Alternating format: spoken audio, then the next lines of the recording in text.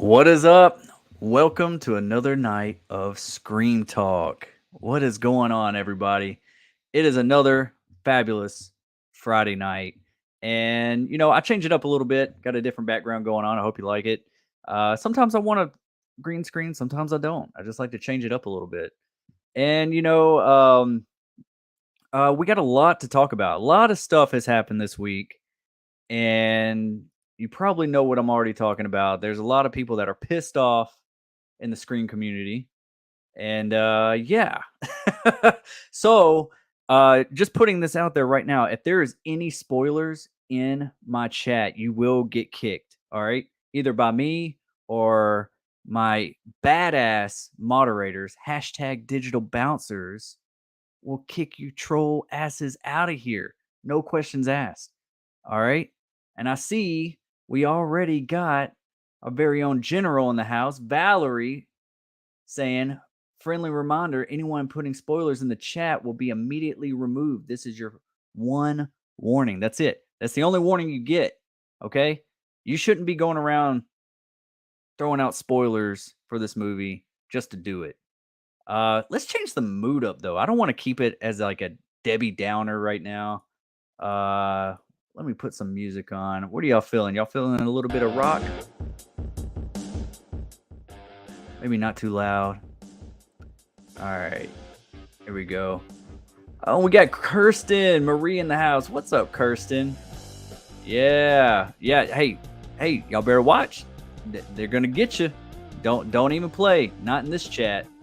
But I got a friend coming along, and you probably know him. He's very lively in the chats all the time. He's a big friend of the channel for a very long time. We talk all the time, and I look at him as family, and y'all should too. Y'all probably already do. So I want to introduce Dominic St. Clair is joining me tonight on Scream Talk. What's up, Dominic? Hey, what's going on? What's up, buddy? How you doing tonight? Oh, I'm doing great. Yeah, just been chilling, playing some games earlier this morning. I did a stream earlier. But yeah, other than that, my day's going great. Awesome. I'm having a pretty good day too. I was worried because my power went out late last night and it didn't come on till this morning, but then my internet has been acting up all day. I'm like continuously reboot my routers and everything. But hopefully it stays stable. Hopefully I'm stable right now. It looks like I am. Let me know if you see any hiccups or if I drop or anything like that, or if I get froze up or something, because it's been crazy all day. Dominic, you have a channel, right? You have a channel where you do some short films, and you want to talk about that? Yeah. So my channel name is Dominic Sinclair Studios. I do short films and mostly fan films. I'm actually shooting a fan film this year, and it's a Halloween fan film, and it's gonna be, hopefully I'm trying to get it done and edited, and soon release it this Halloween. So you guys will get another Halloween film, but it's a fan film. It's not actual, installment, but it's a fan film, and it should be coming out later this year. And if you guys like Halloween, I'm pretty sure all of you do, you'll enjoy this fan film because it takes place 60 years after after age 6, the Curse of Michael. Okay, so it's part of the Curse trilogy. Yeah, that's cool. Does it just like pick up as far as like what happens after the events of that, or is it somewhere? Yeah. It takes place 60 years after that movie, and Michael has nowhere to be seen. If you all remember, at the end, his mask was left there with the syringe. Yep. Well, in this movie, he doesn't have his mask.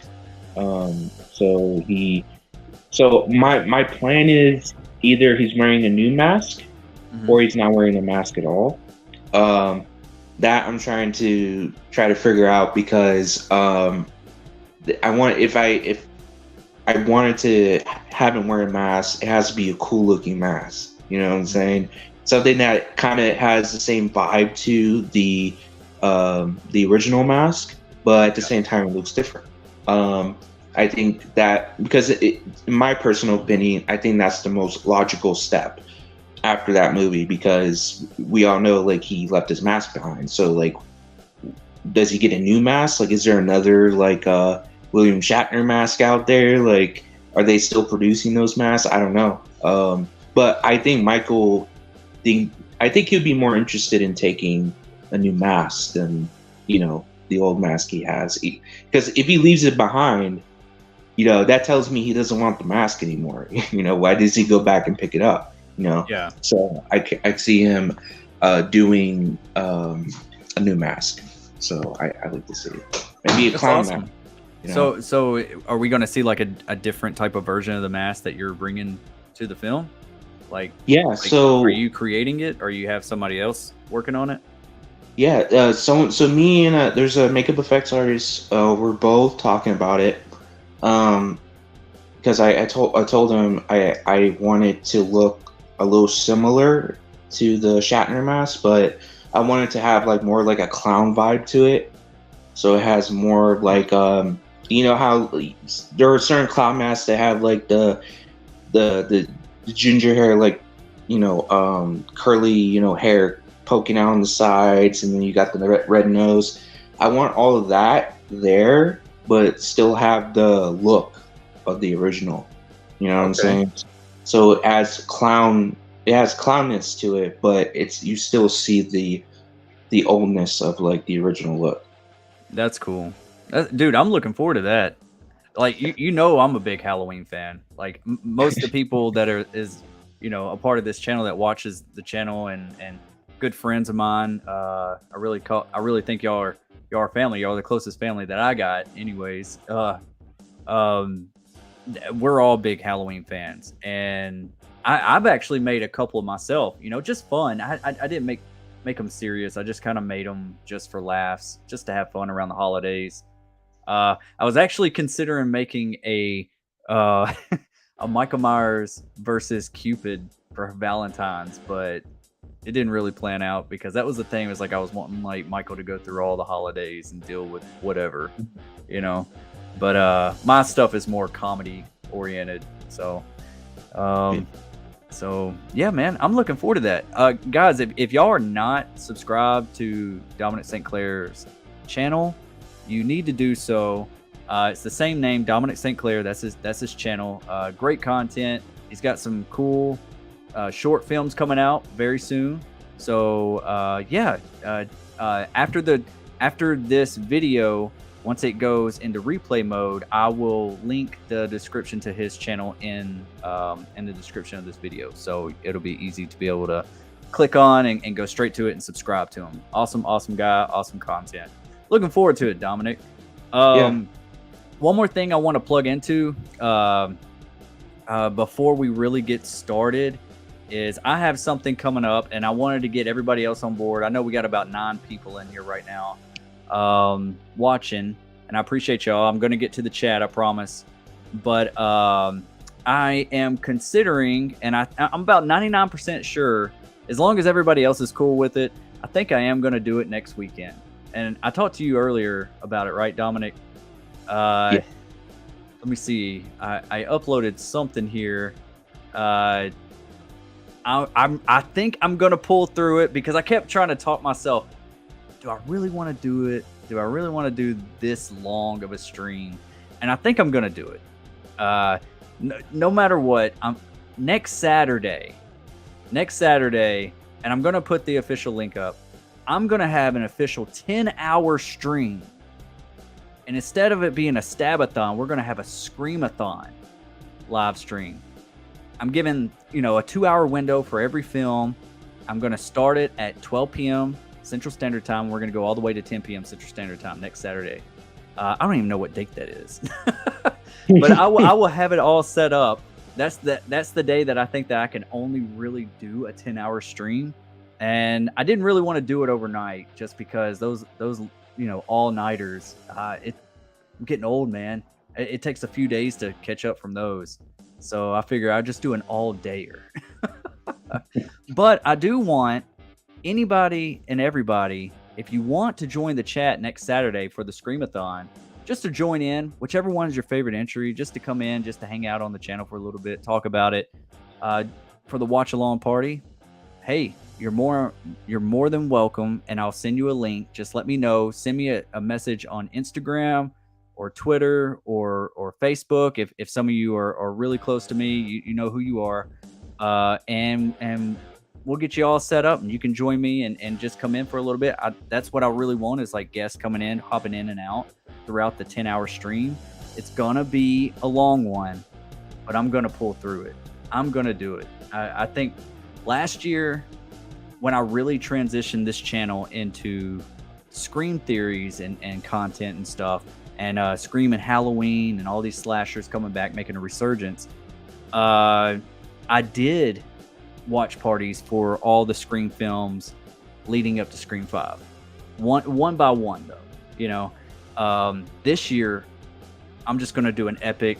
I'm just going to get it all out the way in one big setting. So, Dominic, you're invited. Everybody in the chat, you know who you are. If y'all want to come on for a minute and show some love, or just hang out in the chat, you're more than welcome. You already know it.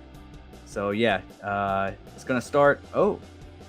It's going to start 12 p.m. Central Standard Time next Saturday, 12 p.m. to 10 p.m. All right. Now that I got that out the way, let's get to the chat for a little bit. How pissed is everybody about what's going on this week? And no spoilers. You can express your feelings without putting any spoilers out there, okay? This is a safe place. You can let it all out, because I'm telling you, I want to just scream at somebody. I'm not going to, but I have been, and you know what? Since I put my rant video out, I have been spoiled again. Like, more people, and I'm having to delete stuff left and right, and people are just, it's like they're intentionally trying to ruin it for everybody. They're just going out there and doing it, and it's really messed up. We're like 3 weeks away from the release of this movie. It's I wish we could find these kids. Yeah, me and Screenrad Conrad, like, we were talking about it through Instagram, and he was talking about, like, you know, I'm like, right now I'm staying away from all the like the Twitter, the YouTube like stuff, because, you know, people are already like out there just spoiling everything, you know, just for what reason? Why? I don't Just understand. because they can. Just because they're trying to just hate. They just want to ruin someone's day because they're miserable in their own world. That's all it is. That's all it is. You know, you don't have to give us details, especially who our killers are and all that kind of stuff. That's another level of some baby bag bullshit, if I ever seen some. But let's try to catch up on the chat for a little bit. Let's see who's all in the house. Got Kirsten, got Val. Dino's in the house. Nice. What's up, Dino? What's going on, buddy? Suck my toes, 1, 2, 3. What's up? Welcome to the party. Valerie says, I'm already put the warning in the chat. Yes, you did. And if you're just hopping in here, you don't know, here's a friendly reminder from our very own general stating, anyone putting spoilers in the chat will be immediately removed. This is your one warning. That's it. That's it. You don't even get a warning. Even if you accidentally put any spoilers in my chat, you're going to get kicked. My digital bouncers are going to kick your ass up and down. Okay? And if you try to join again, they're going to kick you out again. Ain't that right? Hell yeah. That's right. We don't fuck around here. Sorry for cussing. But today, if you haven't noticed, I got like a little bit of like a little bit of heat going on here. Like I've been kind of pissed, and I've been kind of like holding it in just a little bit, but I'm really upset. I really am.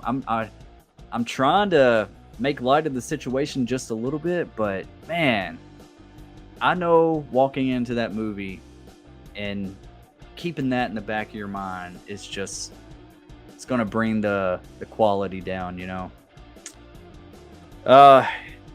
Gareth McWaters, what's up, Destin? New to the channel. Keep up the content, dude. What's up, Gareth? I'm glad you're here, man. Welcome. If you're a new subscriber, new to the channel, man, I'm glad to have you here. Everybody, welcome, Gareth. Hell yeah, man. Welcome to the party.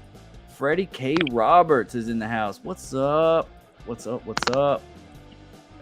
got Mega Giants is in the house. Hey, everyone. What's up, Mega Giants? Blucka. Every time I hear Blucka, I always think of, there's like what was that rap song back in like the early 2000s?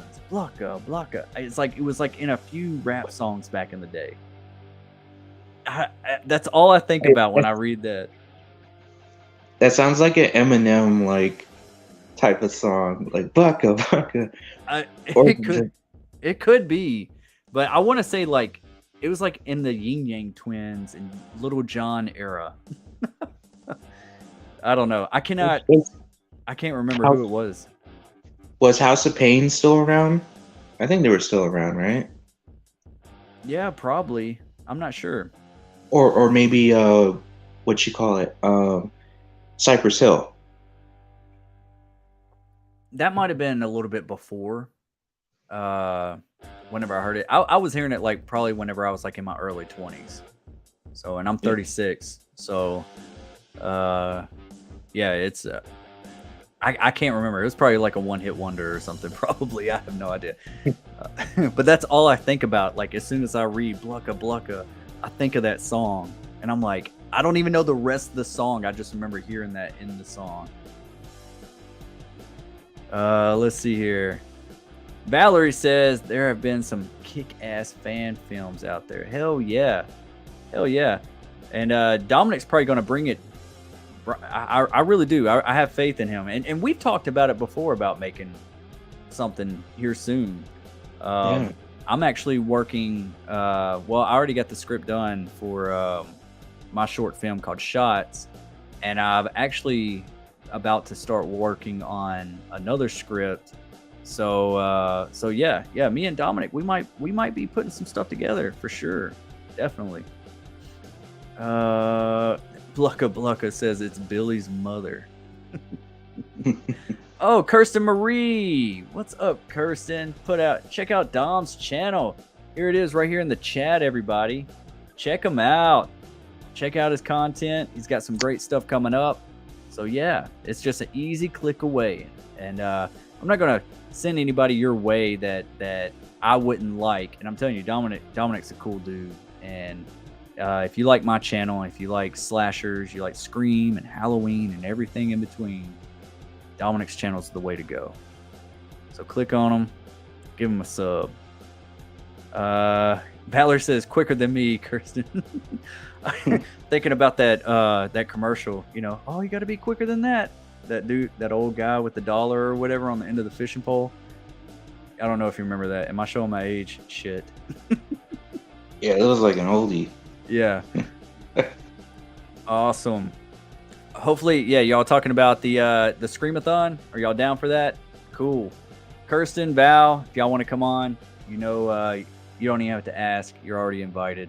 So you don't have to stay the whole time unless you want to. Same thing with you, Dominic. You don't have to stay this whole time, but if you want to just make an appearance, you know, or if you want to come on just for your favorite entry of the franchise and just talk about that entry, I'm cool with that too. So I think StreamYard lets me have like up to 10 people at once. So we'll make it work. We'll definitely make it work. Blucka. I keep thinking I'm going to have to look up that song after this stream. Was anyone else disappointed with Infinity Pool? I have not seen it yet, Blucka. I have not seen Infinity Pool. I am interested in seeing it, but I heard it's a little artsy. And I heard it's really graphic. So, and I think it just hit streaming, didn't it? Like you can buy it digitally instead of going to the theater.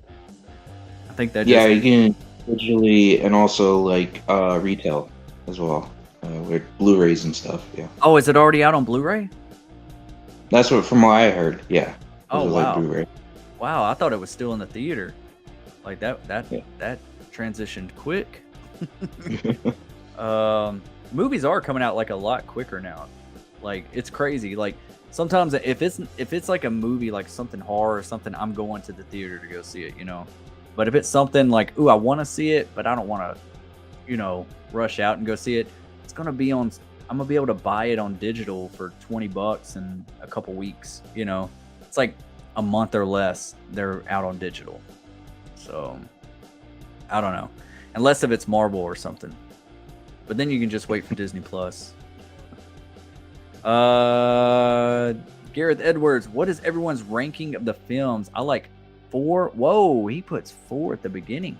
4, 1, 2, 3, 5. Can't wait for 6. Wow. Wow. Okay. Okay. There is a lot of love for 4 out there. There definitely is. Dominic, I'm gonna let you do your ranking first, and let's see what the chat says. We'll find out later on. But what's your ranking of the Scream franchise? So my ranking, it goes 1, 3, 4, and 5. Yeah. Where's 2? Oh yeah, I forgot about 2. Okay, so 1, 1, 3, 4, 2, 5. Yeah. 5's your last, huh? Yeah, 5. It's my last. Because like the thing is, I keep rewatching the movies to see like which one is gonna outbeat the other, and Scream always gonna outbeat the rest. But like when it comes to the sequels, it's always like 4 was like my second, you know. So it goes 1, 4, then 2, then 3 and 5, and then I changed it up because I rewatched Scream 3 and I absolutely loved Scream 3 when I rewatched it. So it went up like towards second, and then number 4 went to number 3. So yeah. Okay, awesome. Yeah, I actually rewatched 3 a couple times in the past year since 5 has been out, and it has grown on me a lot more than originally. Like, you know, like yeah, it does have a little bit more comedic tone to it. There's a couple of things I would do differently that takes me out of it a little bit. I don't like the house explosion thing. I felt like they could have done something different than that. I don't know. I guess it was the way it was executed. It just didn't feel right. Too CGI, you know, like when the explosion actually happens, I was like, that's too big for a Scream movie. You know, like, I don't know. It kind of like didn't feel like a slasher then. But other things I did love. I thought it was really creative. It surprises me, and I'm going to give my ranking, I promise everybody. But I just have to talk about 3 and 4 for a minute. It surprises me that everybody that complained about how comedic 3 was, like that was like everybody's negative feel about 3 was like, whoa, this is like Scooby-Doo, this is like comedy now, like it's almost borderline scary movie. And then 4 comes out and it starts off comedic, and then you have a lot of other comedic stuff in it. And I was like, but everybody was loving 4, even though it didn't really make the money that it wanted to. But I didn't understand like the same, like everybody was loving 4, but didn't like 3. And I felt like 4 was a little bit too comedy in itself as well. So I just I didn't understand where the fans sat, you know, as far as like what's accepted and what's not, you know. in this I noticed that too, because you know I watched Scream 4 recently as well, and I noticed like it was definitely like it carried the same comedic tone as Scream 3, and like I you notice that throughout like the whole movie, you know, like the interactions of all the characters. Fuck, dude, like even like Gail, her confrontation with Judy Hicks and stuff, and saying your limit squares tastes like shit or something like that. Like everything from the beginning towards the end. The end was pretty serious, but like from beginning towards end, it definitely felt like there was a lot of comedy added to it. Especially what's his name, Anthony Anderson's Anthony death. Anderson, yeah, his Yeah, death, like the way the 2 cops died, I was like, come on. Like I just didn't. I mean, like really, I mean, you think okay, and I'm not trying to cut you off, but since you brought that up, like the way they died, okay, yeah, I can see Anthony Anderson dying, but Adam Brody got stabbed like once in the back and fell down. Dewey got worse than that. Like, Mm, yeah. I don't believe he's dead. Yeah, Like, he's like because like he gets stabbed and then Anthony Anderson gets stabbed in the like in the brain, yeah, and right in the like forehead. he gets out of the car. Don't get me wrong, I think it's a cool kill, like especially when he gets out of the car and he's like swinging and shit. But like then he makes like a Bruce Willis comment. He's like fuck Bruce Willis, and it's like there's comedy. Yeah, Like it's so that's cool. yeah. See, that's like scary movie right there. And Yeah. honestly, I want to know if that was actually in the original script or if that was just something that Anthony did, and Wes was just like, we're just gonna keep it in because it just looks good on screen, you know.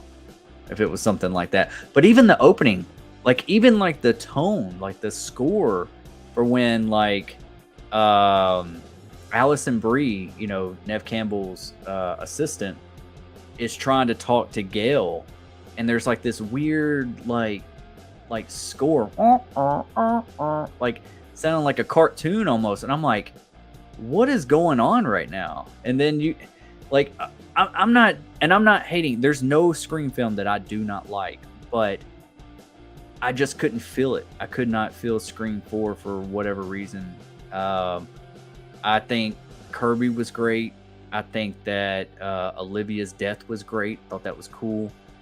I thought the ending was pretty cool, like the reveal, even though that was ruined for me before I went and see that movie. And I feel like that brought the quality down a little bit for me. And I hope that's not the case with Scream 6, because now that's happened now for the second time. And I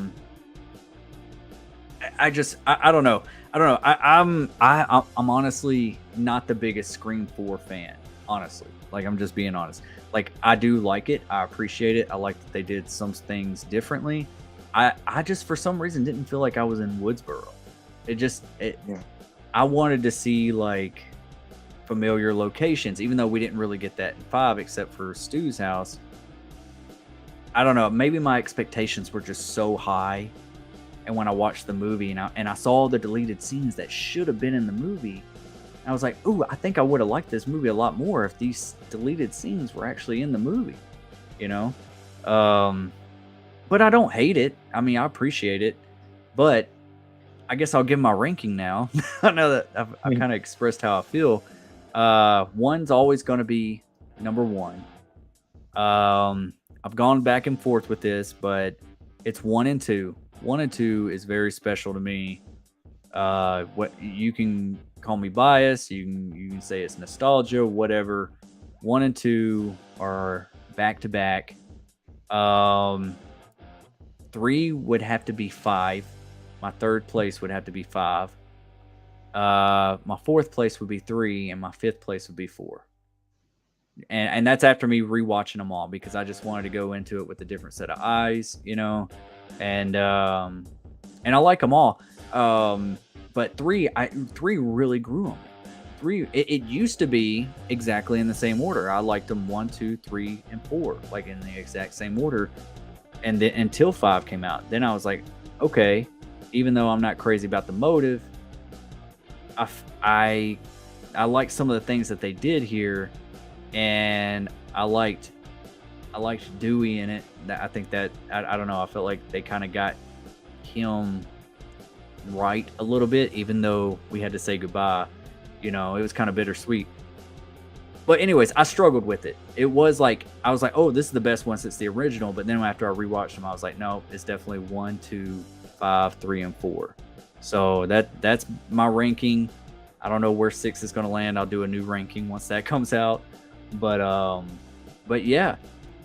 Speaking on 4 though, like Gareth, his favorite one is 4 over 1. That's crazy. That's crazy. Does anybody else feel like that in the chat? Anybody else like 4 or like a different entry more than the original? I can't see how you can like anything over the original. That's just crazy. And just speaking on 4 one more time, and it might have been editing choices, because I don't think they had Patrick Lussier editing 4 like they did 1, 2, and 3. And I think I might have felt that as well. And then Ghostface's voice just didn't sound right to me. Something hit it. It didn't sound when he was trying to be menacing. I wasn't buying it. It almost felt like Scary Movie a little bit, the way he was talking and trying to be too scary, but it wasn't scary, you know? I don't know. That's just how I feel. And I'm not going to hate on it anymore. I'm going to shut up about 4. But that's just, I've just had to get that out there of like where I stand with it. And I'm about to rewatch it again. My ranking might change after next Saturday. So yeah. Gareth, glad you're here. We need to talk, brother. I want to know why you like 4 over 1. You can love 4. It can be 1 and 4, but I don't see anything being over that first one. That's a classic. Valerie's is 1, 3, 2, 5, and 4. Wow, Valerie's got 4 at the end too. Okay. I can see that. 1, 3, 2, 5, and 4. 3 definitely I feel like 3 was a little bit ahead of its time. All of them's been ahead of its time, but I don't think anybody was like the way culture is now and everything. I don't think we were at a point to where we could appreciate any of the entries back in the day that we can now, the way pop culture is, and especially with 3. Yeah. You know, if 3 would have came out today, it would have been a huge. I mean, it was already a huge hit, but it would have been a huge hit. You know, we have like whodunits left and right coming out, and it's like a resurgence of like all these whodunit, you know, like murder mysteries and The Glass Onion and you know, Knives. Knives Out? Is that what it's called? Knives Out and stuff. Yeah, it's like it's just crazy. Yeah, I love it though.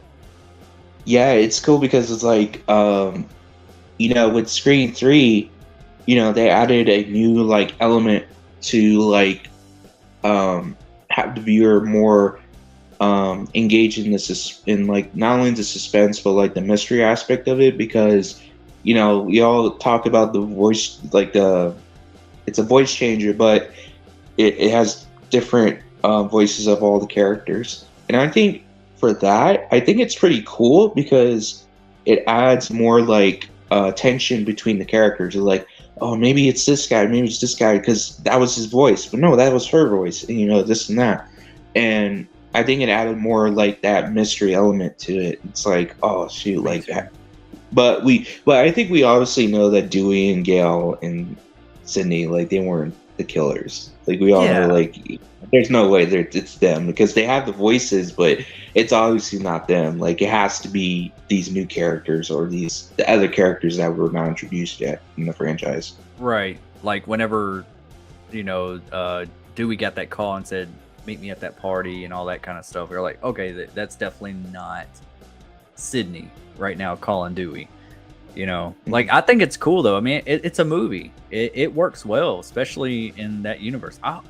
I wouldn't mind seeing a return of it. I think that would be really cool if it was like down there in that shrine in Scream 6, or if like Ghostface uses it like for one kill, like just one time, you know, or something. Like, I think that would be really sick, you know, if that was like one of the things that was down in the shrine and he stole that, as long, you know, with the masks as well. That'd be really cool. Yeah.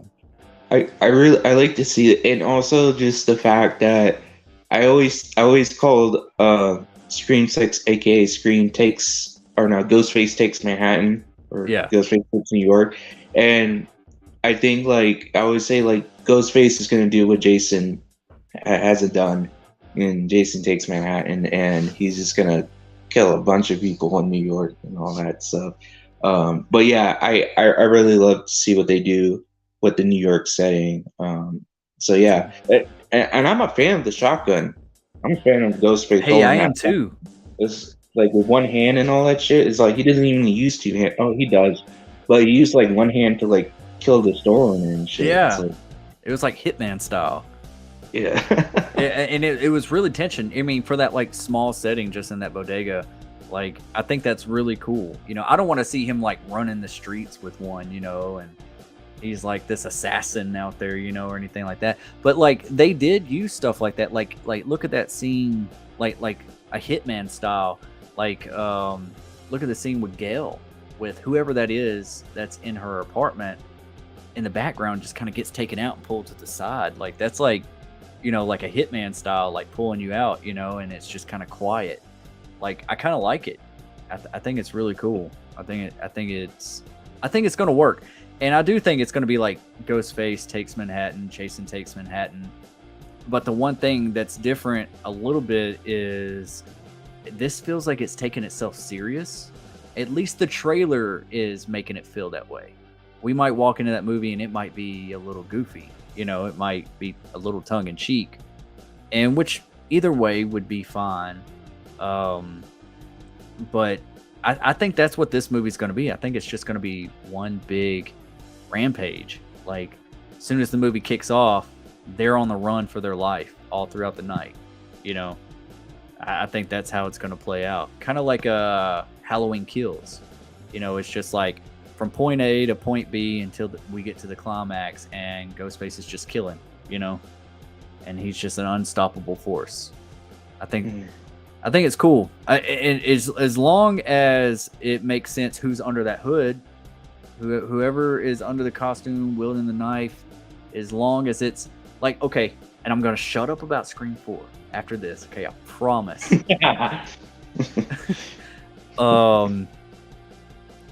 That's the one thing that let me down. Even though I knew who the killers were, it's the one thing that let me down. As like, these small kids killed these cops and did the most brutal thing to Olivia. Like, I just could not buy it. Yeah, the reveal of Jill was cool, but I just don't think I like Charlie. I felt like I would have liked it if Adam Brody was like the killer, like the other cop. Like, I think that would have been cool, Judy X. Huh? Or Judy X. Or even Judy Hicks, or anybody that's not just a kid. We can have a kid, but let's have an adult. We got to have that serious one. There was always that balance. I never, even like whenever Charlie was giving his whole spiel and everything, I was like, I'm not scared of this kid whatsoever. Shoulder me, all that crap. Like, I just didn't like it. Jill, I bought. I was like, oh, okay, she's cool. But like, the balance that I'm talking about is like, Billy was so serious in Scream 1. Stu was goofy. Whenever Billy got serious and got up on Sydney and it's like explaining why he is and why this and giving his motive and everything, you believed it.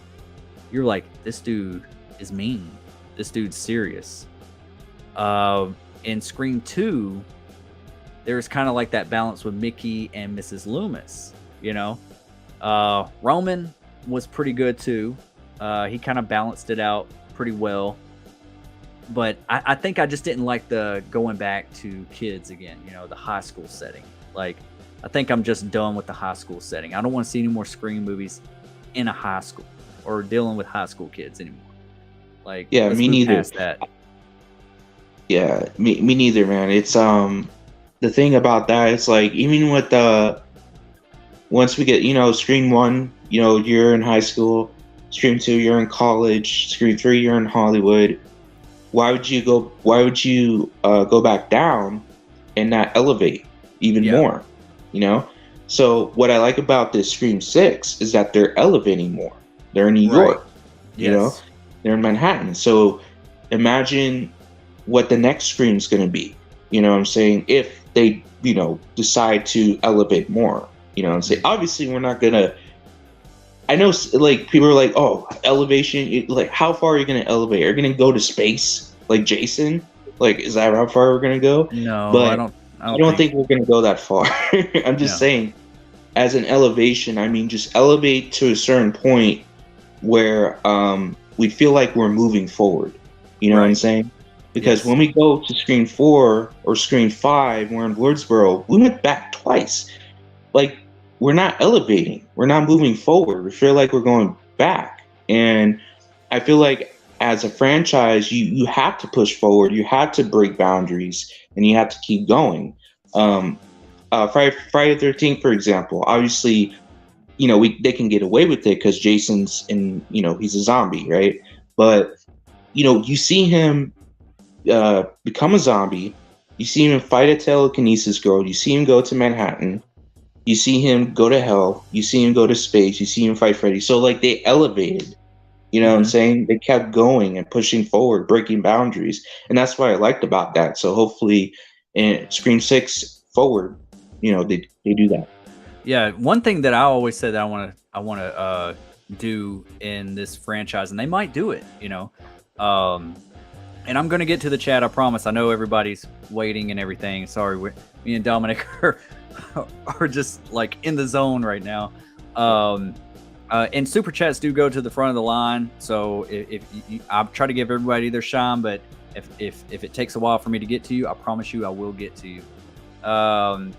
One thing that I would like to see, Dominic, is a stab movie being made, like Scream 3, but not in Hollywood. A stab movie being set in Woodsboro.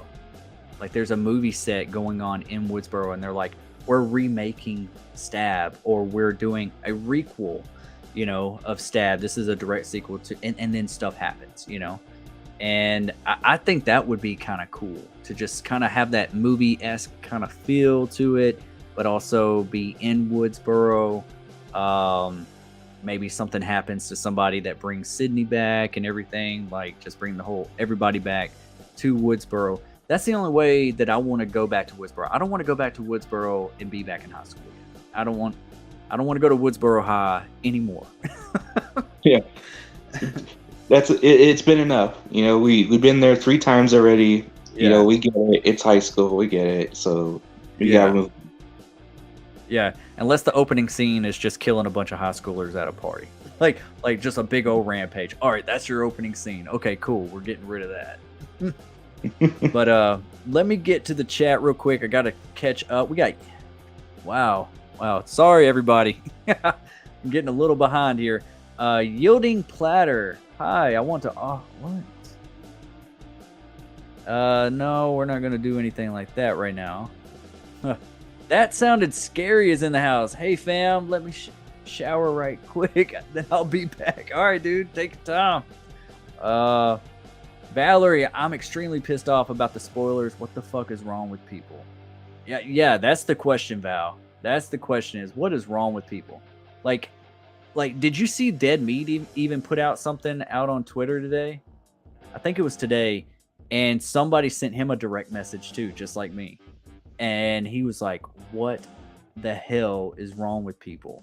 It's like, I don't know if these people are just making fake accounts and just like, hey, we're just going to ruin someone's day today. And we're going to put all this out there. It's just, and then I've seen some YouTubers try and make videos off of this and put out all these spoilers. And I'm like, don't do this right now. No, we're trying to put the flames out right now. We're not trying to ignite them. And they're just like, oh, well, it's an extra view, or whatever. No, it doesn't matter if it's an extra view or whatever it does for your channel. Stop. Don't do that. I don't like that type, I think that if you're anything like me or anything, you don't want to be spoiled. Not 3 weeks in advance, nothing like that. You want to wait for that, especially for what they're spoiling. If you want to spoil, hey, so-and-so dies, it's like, ooh, you pissed me off for telling me that, but I can get over that probably. But you spoil me who Ghostface is, that's another level of, I've cussed enough today. I'm gonna try to hold it in. Andrea McCaud, I think I'm pronouncing that right. I knew it would happen. I think it was a publicity stunt. You talking about the spoilers? Suck my toes 1 2 3. I have personally seen the video, unfortunately, because someone put it under comments, but it was like new and fresh, good motive. I don't think I'm okay. All right. Well, Okay. Well, I don't know anything about the motives yet. I don't know, and I don't want to. And that hey, suck my toes. Let's don't go any further than that. Like no more than that. No, I don't even want to even speculate on it right now. Gareth McWaters, even with the spoilers, still excited to go see it with any of the films, even knowing the outcome. They are always fun to watch. Yeah, they are fun. It's just getting that getting that twist at the end is just that, that extra little to like, get excited about by the end. That's what we're trying to figure it out all the way through it. That's what's fun about these movies. Yeah. What's up? That sounded scary.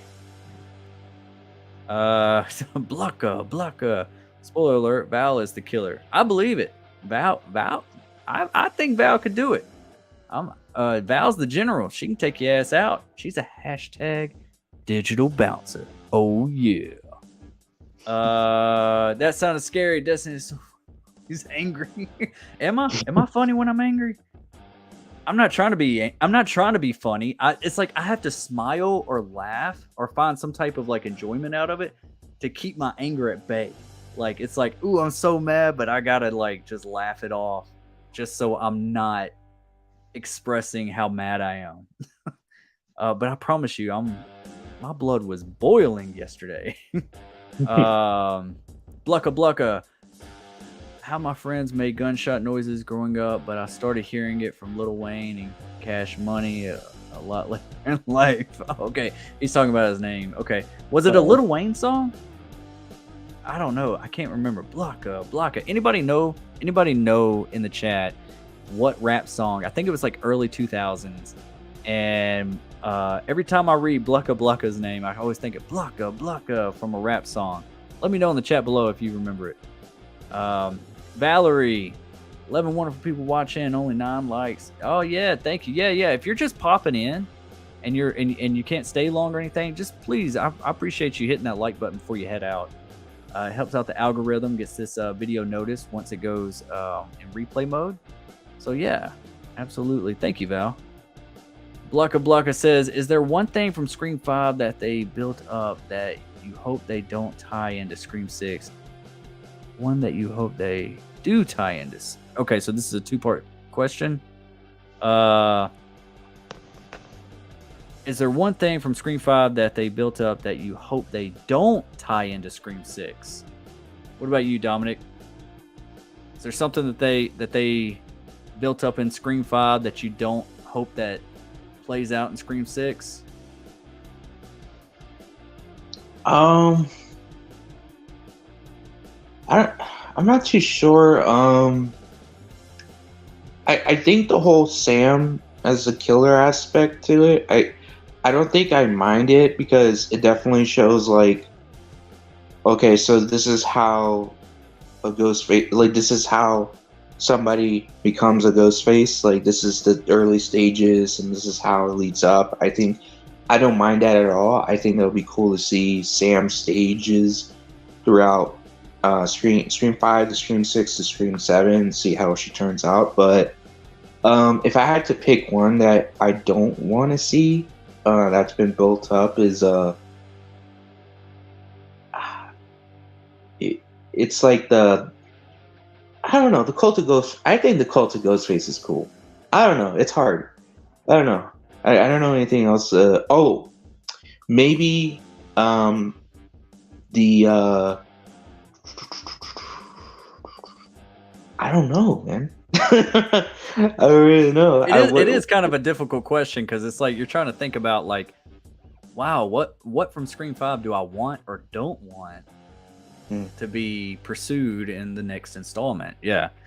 One thing that I could say is that I don't want in Scream 6 that they kind of built upon in Scream 5 is so much Billy Loomis. You know? Yeah. I don't mind showing his presence, that she's still having visions of him, but we don't have to hear him talk, like have full-on conversations with her 2, 3, 4 times out of the movie. You know, just let us know that she's still seeing him, and maybe he say like one line of dialogue. We don't need to have like this full-blown conversation in the car. That's the moment that kind of threw me out, was when she left the Meeks house and she was driving and he was in the back seat in the rearview mirror. That was the moment I was like, okay, they're doing this way too much right now. You know, they're going too far with it. That's one thing that I don't want to see that built upon. I want to see it scaled back and just show the presence of him, or at least leave it to the climax to where we see Sam kind of fight darkness with darkness, if that's the approach they're going to go with it. You know, like she has to now she's to the point, like maybe throughout Scream 6, Ghostface or Ghostfaces are trying to trigger her throughout the entire movie, and you know, bringing her to the shrine, showing her the knife, showing her dad's Ghostface costume, showing her all this stuff. And they're trying, and maybe like at the beginning of the movie, she's not having vision. She has more control over it. And we see in the trailer that she's talking to her therapist or whoever that is that she's talking to. And maybe she has a sense of control throughout the movie, but once stuff starts unraveling and Ghostface is trying to, you know, maybe in the end, maybe it's revealed that Ghostface is trying to make her snap, to make her take the fall, you know, or something, you know. That might be part of the motive. I don't know. But at that moment, at the end, when she has to actually fight for her life, she has to dig deep into her darkness. So she has to fight darkness with darkness, kind of like she did at the end of Scream 5. I'm okay with that. Yeah, I'm glad you brought that up. I forgot about the Billy Loomis scenes, because that's actually one of the parts I didn't mind in Scream 5. I actually liked seeing Billy, like, back, you know, like with his old, with his hair and all that. Yeah, I think it was a cool, like, especially when he first came on screen. It was like, wait, what? Billy Loomis?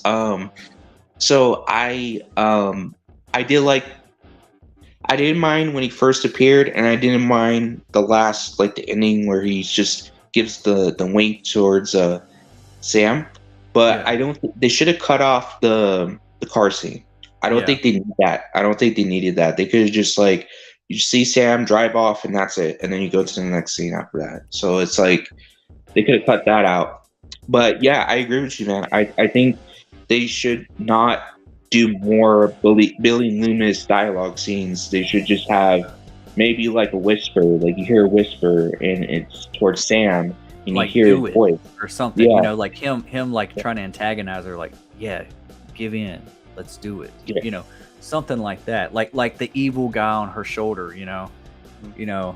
Like something like that. Like, even if in that car scene, I was thinking, like, even if she just was like upset and crying, instead of having that whole conversation where he's like, you know, let's cut some fucking throats, you know, if she just looked in the rearview mirror and he was there, and he just kind of like jumped at her through the mirror, you know, like, and that almost made her have a wreck.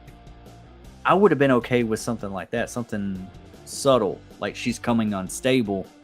But these full blown out conversations, I want them to scale back on that. But I do want to see Skeet Ulrich back. That's really cool. I do want to see the presence of him.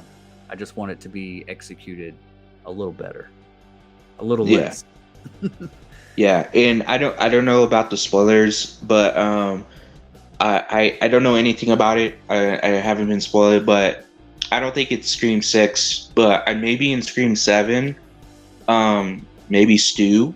You know, if you're on the Stu train, you might like this, but Stu, maybe he comes back in Scream 7 and you see Sam with Stu and Billy's there in the background.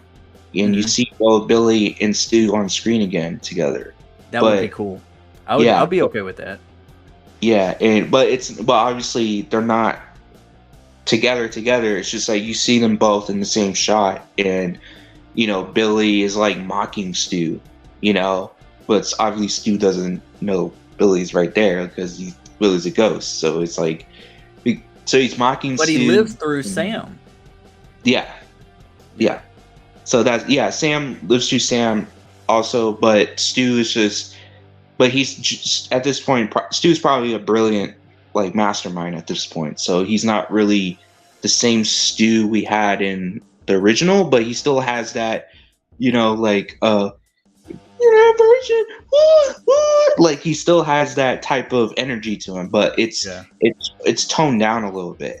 Like he Yeah. has the energy, but it's toned down a little bit because he's more in control and he has to think with his brain more. You know what I'm Yeah. saying? In Scream One, he was more of the muscle. You know, Yeah. he was the muscle guy. Billy was the mastermind. He was the brain thinker. So I like to see Stu still have that same energy, but be that mastermind that he's become. You know, in Mhm. Scream Seven. Yeah. Yeah, yeah. I would love that too. Like I always said that like it would be really cool to see a scene like I mean to see Stu hit where he's at. Like I want to see like a serious like menacing Stu, but him still have like these goofy little quirks, you know, like you said, like the ooh, ooh, you know, like he still be kind of like extreme a little bit with his goofiness, but he can turn on a dime and be real, you know, serious, you know, like and I really think that if they do this, like it was always Billy, Billy, Billy. If he's trying to take the new legacy, you know, like Woodsboro, the movies, all this fame and all this kind of stuff was always about Billy. Stu was kind of forgotten. But if Stu's coming back and he's like, "This is my legacy. This is we're gonna do this," and I always thought that if they shot a scene to where it's like Stu and Sam's about to throw down, and if they start stabbing each other, you know, like in that entryway of Stu's house, I'm just saying for one setting, and the camera, if it's shot right and it's panning around, and when the camera pans around and you see like a mirror in the background and you see like Billy just standing there like nodding like that towards Sam, and it's really like him giving her the strength to take him on, you know, like I just think that it'd be really cool if it was shot right.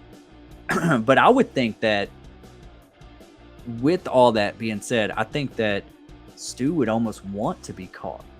And I think that's a cool thing to play with as well. Like, if like the cops show up and she's like, "It's over. You're done." And he's like, "No, it's just begun." And he like opens the door and throws down the knife and gets down on his knees and like lets himself get apprehended. And like that's the end of the movie. And now you know, kind of like Jill at the end of 4. Everybody was like, "You're the survivor, you're this." You know, this would be like, "You're still alive. Where have you been all these years?" Blah blah blah. Then he's going to blow up in social media and pop culture, and then there's going to be movies made about him, you know. And so I think that's something cool to play with. I don't know if we'll ever get it. I am on the Stu train. I want it to be executed good. I don't want it to feel like an afterthought. I'm hoping he's the mastermind behind all this, but who knows? Who knows? Okay. What's one thing that you do hope that is still tied in to Scream 6? Finishing off Blucka's question. What I do want to tie in is Sam's descent into darkness, and I don't think that she'll be a Ghostface killer, but I do think if they do this, that she's going to be a Ghostface vigilante, where she goes after Ghostfaces, and she uses her darkness for good. She starts killing a bunch of Ghostfaces that pop out of nowhere around the states or whatever. Like, Ghostface killing is happening over here, this and that, and she goes and travels, and she goes and takes on the Ghostfaces. Yeah. You know, maybe they do that. I don't know. Yeah, I mean, yeah, that could be where her character goes. I've even heard like rumors that like Kirby's gonna have like a spin-off of this franchise, like to where she's doing something similar to that. Like she's been obsessed with the cases or something. But that was just a rumor. I don't know if that's really gonna happen or what. Another thing, one thing that I would like to see tied into Scream 6 coming off of 5. Man, that's even harder than saying what I don't want. I think I'm kind of right there with you, Dominic. Like, I kind of want to see Sam's arc. I kind of want to see like her, maybe not so much as like going after like being a vigilante and going to that point. I mean, if that's like the if that's like the reveal at the end, like that's what she's been doing all this time. But I don't want to know it for the journey throughout the movie. I don't want to know this is what she's doing throughout the movie. I want to know that after it's over with, you know, like maybe she was. We'll look back at the movie differently and being like, oh, she was actually protecting Tara. That's why she killed so and so, or this happened for that reason, because she's protecting Tara. You know, she's doing it for a protected reason, not because she's just going crazy. So yeah, that's one thing that I could say is like I do like this whole Sam seeping into darkness. Maybe dabbles in it a little bit and she's struggling with it, and maybe she only uses it to protect Tara, but doesn't like. I don't know. I don't want them to go too far with it. That's about the only thing. There's not really a whole lot that Scream 5 brought to the table besides that. Really, you know. I want to see Stu. I want to see Stu tied into it. You left some Easter eggs. You're bringing Kirby to the table. I think that depending on how this movie lands and how fans are receiving this film, you know, you got Stu in your back pocket, and I think that that's a winner. So if Scream 6 and people come out of this movie and they're not really feeling it, and you want to make a 7 and you're about to bring a 7, you better bring that Stu card out. That's what I'm thinking. I hope that answered your question, Blanca. Let's see here. I'm gonna try to catch up on the chat. If I skip over your comment or anything like that, just repost it. I'll get to it. Trying to catch up a little bit. Mega Giants 89. Congratulations to Courtney Cox, who will be honored with a star on the Hollywood Walk of Fame on February 27th. I just saw that a little earlier. Yeah, man. That's pretty cool. That is pretty cool. And she's what, an executive producer on this film? Yeah, it's just like executive producer, associate producer. Yeah. Yeah. That's what I'm wondering. Like, okay, do you think Gail's gonna make it out, or you think she's a goner?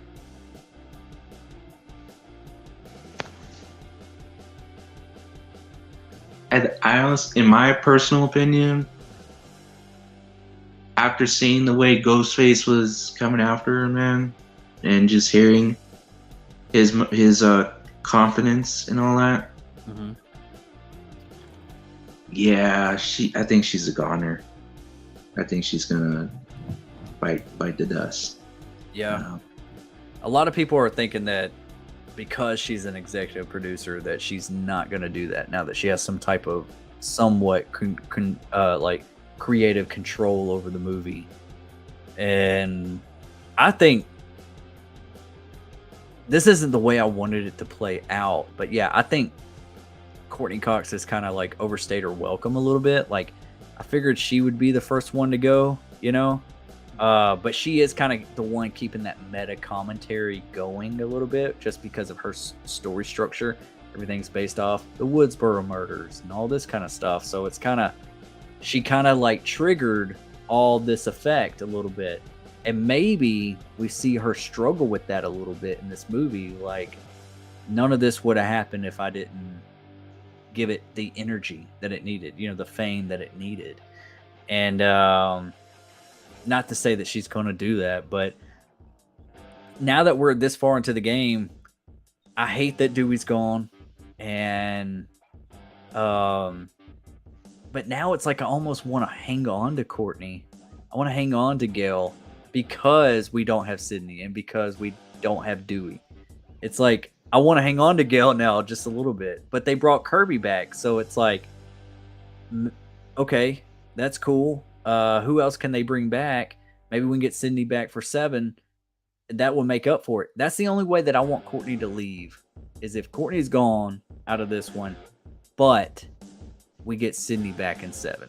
You know, maybe they got more buying power for her cast, you know, for her to come back and play. Because I think Courtney Cox was always the highest paid actor in these movies, just because of her star power. Yeah, it's interesting because it's like Courtney, you know, she's well known for Friends. one of the biggest stars in that show. Yeah. She was, everyone knows her from Scream as well, but other than that, I don't know any other like film or show Courtney Cox has been in, besides Scream and Friends. I know that she was in like earlier in her early acting days. She was in like Masters of the Universe and all that. I remember that. I was going to mention Yeah. that. Yeah, that's cool that you know that. Cool. And because I looked because I was watching the movie and I was like, why does she look so familiar? And I looked up and I was like, oh, that's Courtney. Funny trivia. She was originally one of the actresses that auditioned for the role of Nancy in Nightmare on Elm Street. Yeah, I think I remember hearing that. Yeah, so she was potentially going to be cast in that movie. So, but other than that, I don't know like any other stuff she's done besides those two properties. She was in Ace Ventura, Pet Detective. Okay, yeah, that's true.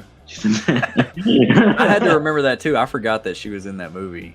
Oh, what was some other movies? She's been in some other stuff, but like I guess that was really the height of her stuff was that, and then I think she did a show called like Cougar or something like that. I don't think it's even still going, but I think maybe that's what she's doing mainly is producing, and maybe that's what she rank up a deal with Paramount is that, all right, well, if you're going to take me out, well, let me be executive producer over the next two projects or the rest of this trilogy or whatever they're going to do. Because didn't I see something? I think I saw something earlier today that they're already talking about green lighting Scream 7.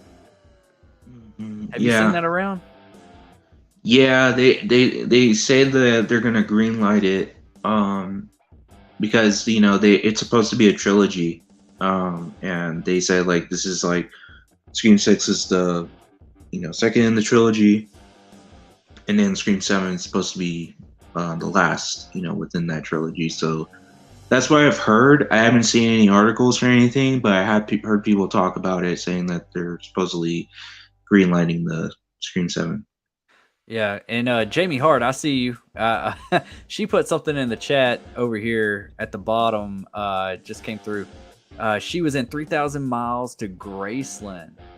Wow, I have not seen that movie. Jamie always knows. Jamie takes me back. Like I'm like she's like in my mind.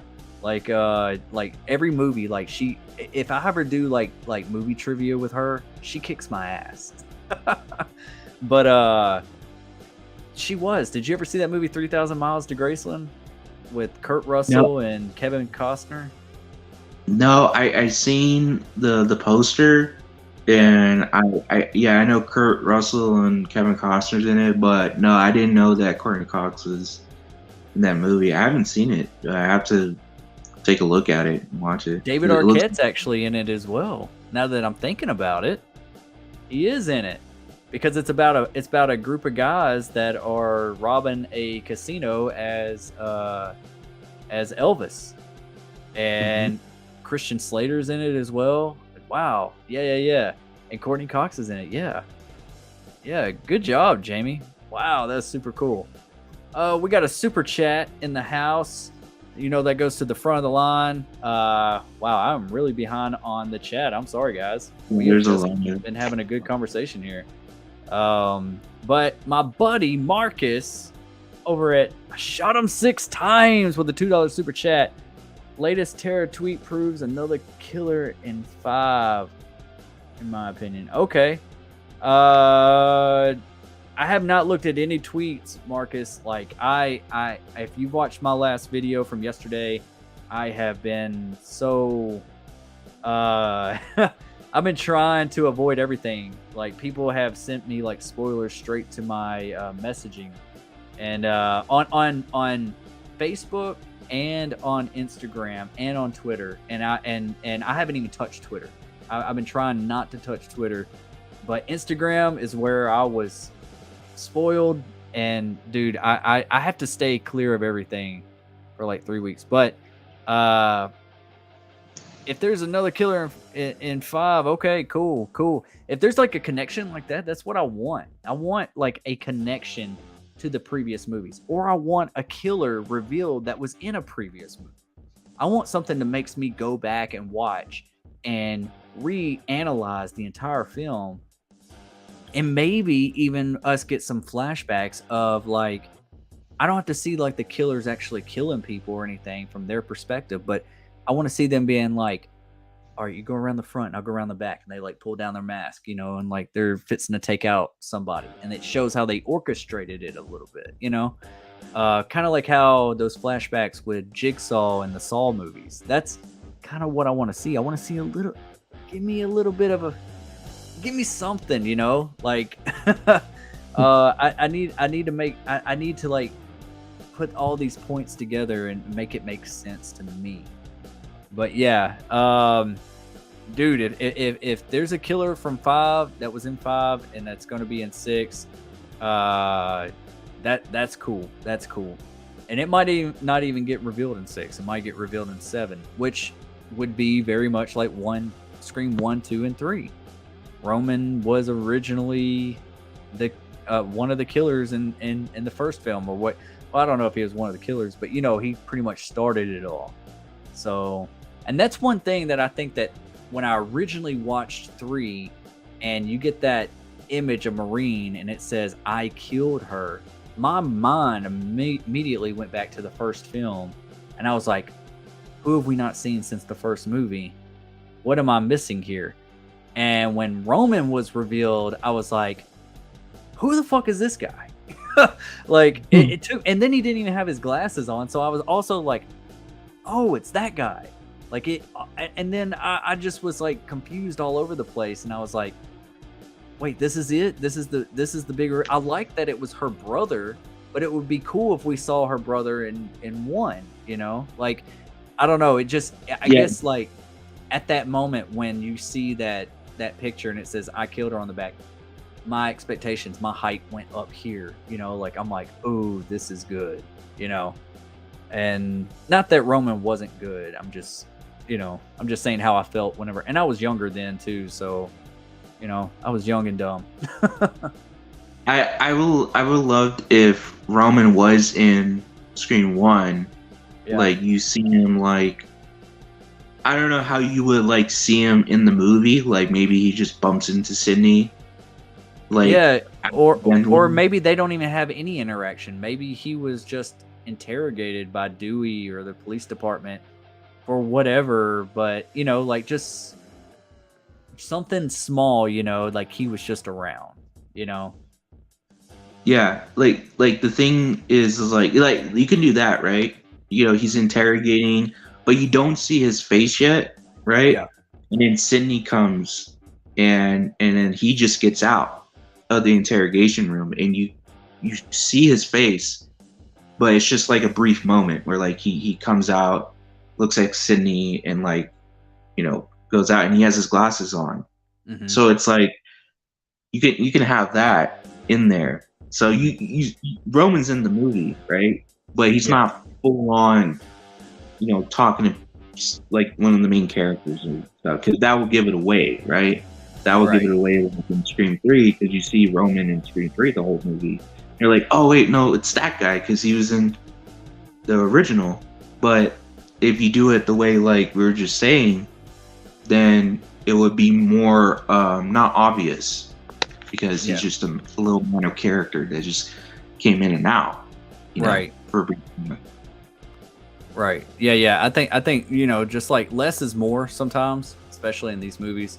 Like just let us have like, that's all I want, is just like a little bit more of a connection, a little bit of a flashback. Just give us a little taste of it, to be like, oh, now we can watch those movies in a different light. Just a little bit more. I think that's always fun. Marcus, thank you for the $2 super chat. You get a video, and I'm trying to figure out, put it in the chat real quick, what you would like to see. If not, I'm going to pick one for you. Let's see what we got here. Let's find something funny.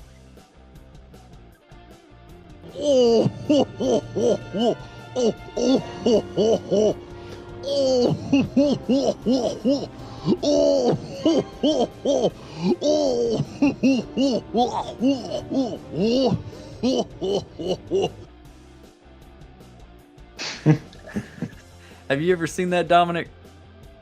Yeah, you played before, but I haven't seen like the actual like The video movie? of it in the movie. Yeah. Yeah, it's pretty dumb, but it's pretty funny. I'll give Marcus, because that's my good buddy. I'll give him one more, and this is from the same exact movie. And it's just, I like dumb comedies. It's just the way it is. And what's his name? Who's the kid in Jeepers Creepers and Barbarian? Justin Long. Justin Long is really funny in this movie. But here's another scene. I've probably shown this on the channel before, but here you go, Marcus. Why did you get to do that? Okay, Cooker, you need to... Is that a thong you're wearing? What the fuck did you say? You have a thong on? Yeah, I'm wearing a thong. I'll get a sleeping bag. It's from the same. They're on the hunt for Sasquatch, and they're trying to save their like Wilderness Channel show or whatever, because they're about to get canned. So they're just like, we got to have something spectacular. So they try to go out and find Bigfoot, pretty much. Anyways, funny movie if you want a good laugh. It's pretty dumb though. Just know what you're in for. Marcus, super awesome, man. Hope everything's going well. Thank you for the $2 super chat. You're super cool. Got to have you on the channel very soon. And after that, I'm going to go ahead, since we got, what, like 21, 22 people in here watching. Saturday, not tomorrow, but next Saturday, I am going to be doing, and I'm going to do this for y'all. And if y'all want to pop in for a little bit or stay for the entire thing, I'm going to fight through it, and I'm going to have my very own Screamathon live stream. 10 hours next Saturday, starting at 12 p.m. Central Standard Time, going to 10 p.m. Central Standard Time, watching every entry of the Scream franchise leading up to Scream 6. And maybe, just maybe, throughout this entire live stream, maybe my views on Scream 4 will change. We'll see. We will see. But I'm excited to do this. And you know what? I was like, I don't know if I can sit there for 10 hours. But you know what? Yes, I can. Because I've watched these movies so many times. And that's one thing about the Scream movies. They are so rewatchable. I could watch these movies right now. Like, that's the one thing that I've always loved about the Scream franchise, is like, I could just...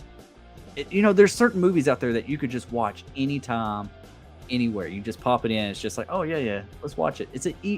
It's an easy watch. It doesn't have to be Shakespeare. It doesn't have to be something grand. That's the Goodfellas. It doesn't have to be The Godfather. It's like another movie that I would say that's similar to like easy to watch, and I could just pop in and watch anytime, is The Mummy with Brendan Fraser. I used to watch that movie over and over when it came out.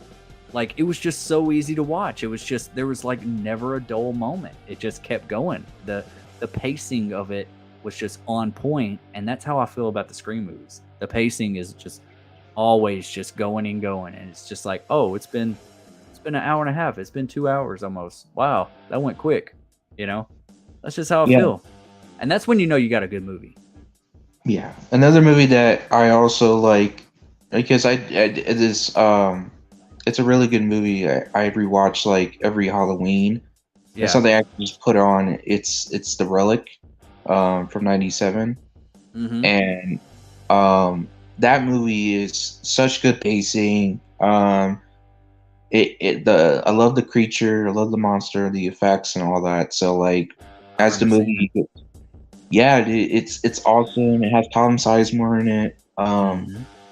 So yeah, but if you guys haven't checked out the movie, check it out, because I think that's one rewatchable movie that you'll pop on. Like, I need to you want. rewatch it. I have not seen that movie since the theaters, but ever since, it's got that big red cover on the VHS or the DVD, right? It's like just like a big red casing, right? Yeah, yeah. Poster With the with a the huge mouth. mouth. Yeah, Yeah, with teeth coming out. Yeah. yeah. I need to watch that again. Like, oh yeah, yeah. I'm actually gonna pick that up probably sometime this week and try to rewatch that because I have not seen that since the theater. And Yeah. that was like It back in the day when Mimic came out and stuff, and they were doing all these monster creature features and stuff. yeah, it's crazy because like it sounds crazy to say, but it feels a lot like T2. Like it feels a lot like Terminator 2 type Wow. of thing. Because it's from the same producers as Terminator 2, so they took the same like types of pacing and like runtime and they put it into the Relic because Wow. you can definitely feel that T2 like pacing in that movie because Wow. Okay, I'll be keeping that in mind whenever I watch it again. Oh yeah. yeah, it's awesome. Yeah, I'm gonna check it out. We got another super chat in the house from the Blood Rose Hard Nightmare with a $2 super chat. Hope you're having a good day, Destin. I am, Blood Rose. I definitely am, and I hope you're having a great day too. It's better today. I feel a little bit better than I did yesterday. I don't know if any of y'all caught my my little rant video from yesterday from being spoiled on Scream 6, but I was pretty pissed off, and I was kind of pretty pissed off. I'm still mad, but I'm a little bit more calmed down. I got a little bit of champagne over here that I'm kind of like trying to just like ease it a little bit. But all morning long, when I woke up today, well, for one, that shit happened. I got spoiled yesterday. Then my lights went out at 11:30 last night, and they didn't come back on until about 6:30 this morning. And then just all morning, just like I was just like in a funk. I just was pissed off. I was pissed off at whoever sent me that thing. And then just to make matters worse, somebody else sends me some more stuff. And I'm like, dude, are you doing this because you just saw my rant video? Like you're like twisting the knife a little bit. Like it really pissed me off. But yes, thank you, Blood Rose. I am having a good night. My day has gotten better. Absolutely. Y'all always make it better. Like I love doing these live streams. I want to do them more than just Friday night. So hopefully I can start doing them, 3, 4, maybe even 5 times a week. I'm about to have some free time come up here soon. So I got to utilize it. I want to hang out with you guys more. And so, yeah, that always makes my day, my night. Blood Rose, I'm going to play a video for you as well. Let's see what we got. I'm gonna have to get some new videos because I've been playing a lot of the same stuff lately. Let's see. How about a little bit of a Crispin Glover dance from Friday the 13th?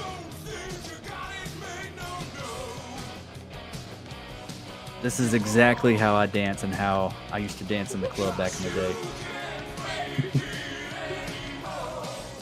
I mean, come on, this is like I don't see anyone else dance like this. Like besides Crispin Glover, like he does it so good.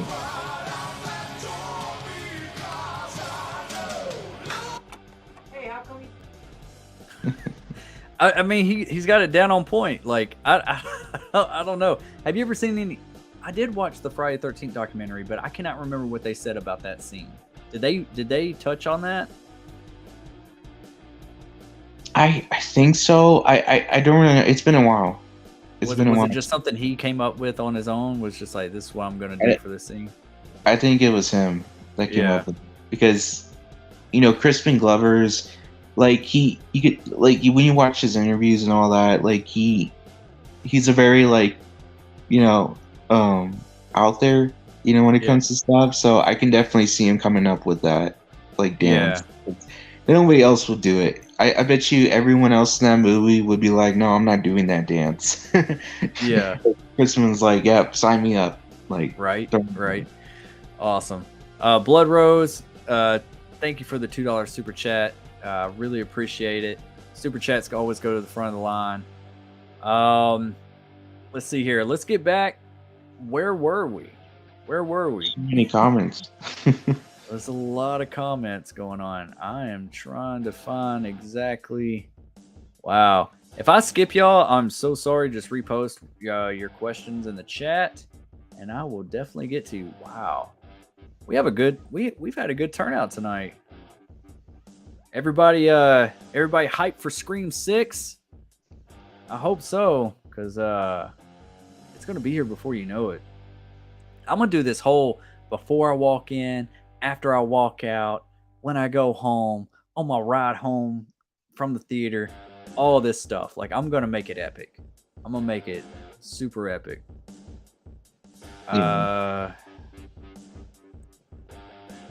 Let's see here. Wow, I am really, really behind. Let's start. We're gonna start with our lovable Jamie Hart. My ranking goes 1, 3, 2, 4. I've yet to see 5, but we'll do 4, 6. What? Jamie, that's one thing I never thought you would. Wow, you haven't seen 5 yet? Oh my goodness. Chat, get her. I'm just kidding. Don't do that. Be sweet to Jamie. Wow. That's a good ranking though. I'm not mad at that ranking. 1, 3, 2, 4. Yeah. 3's definitely grown on me. Did you see 3 when it first came out, or is this something that has your ranking changed, Jamie? Or is this something that's always been since the movies came out? Like, that's just how you've always viewed them? I'd like to know. But that's cool. That's really cool. Yeah, watch 5 before you watch 6 for sure. Gareth McWaters. 4 had a weird filter over it that made everything have a glow. I was going to touch on that. On that, Garrett. That's one thing I didn't like. It felt like a CW show. Like, that's how the way it looked. It definitely, it looked like, you can tell, like, when you go from, like, if you're doing a marathon and you just finish Scream 3 and you jump into Scream 4, you're like, wow, it visually looks so different. Mm-hmm. You know? It's visually, it's just like what he said, like, it's like a weird, like a filter. It's like so shiny and glossy, you know? It almost looks fake. Yeah. It felt like a set. Like, everything felt like a shiny set almost, you know? I didn't like that. That's one thing that I was feeling as well. And I was like, oh, man, like, I just thought, I was like, this can't be Kevin Williamson and Wes Craven. Like, I love him. I mean, Wes Craven's the GOAT. I even got a shirt for Wes, you know? But 4 just felt so out of place a little bit, just with its tone. But looking back at it, I do appreciate it. They did try something different, and they did have a different editor on it. I think if they had the same editor, it would have vibed with me better. You know, I just look at things more than just like, you know, on the surface. Like, I look at things like, and you probably do too, Dominic, as like a filmmaker. Like, wow, they could have made better choices here. This is some directing problems. This is some writing problems, editing, lighting, all that stuff, you know? Like, that's just how my mind works whenever I'm watching the movie. Every movie, really. But yeah, you're right, Gareth. Absolutely agree with you. Kirsten Marie, what's up, Kirsten? Hers is 1, 2, 3, 5, and 4. That is a good ranking, and that's close to what I got, Kirsten. Close to what I got. Hell yeah! See, great minds think alike. Hell yeah. I struggle with 5. When it first came out, I was on that hype.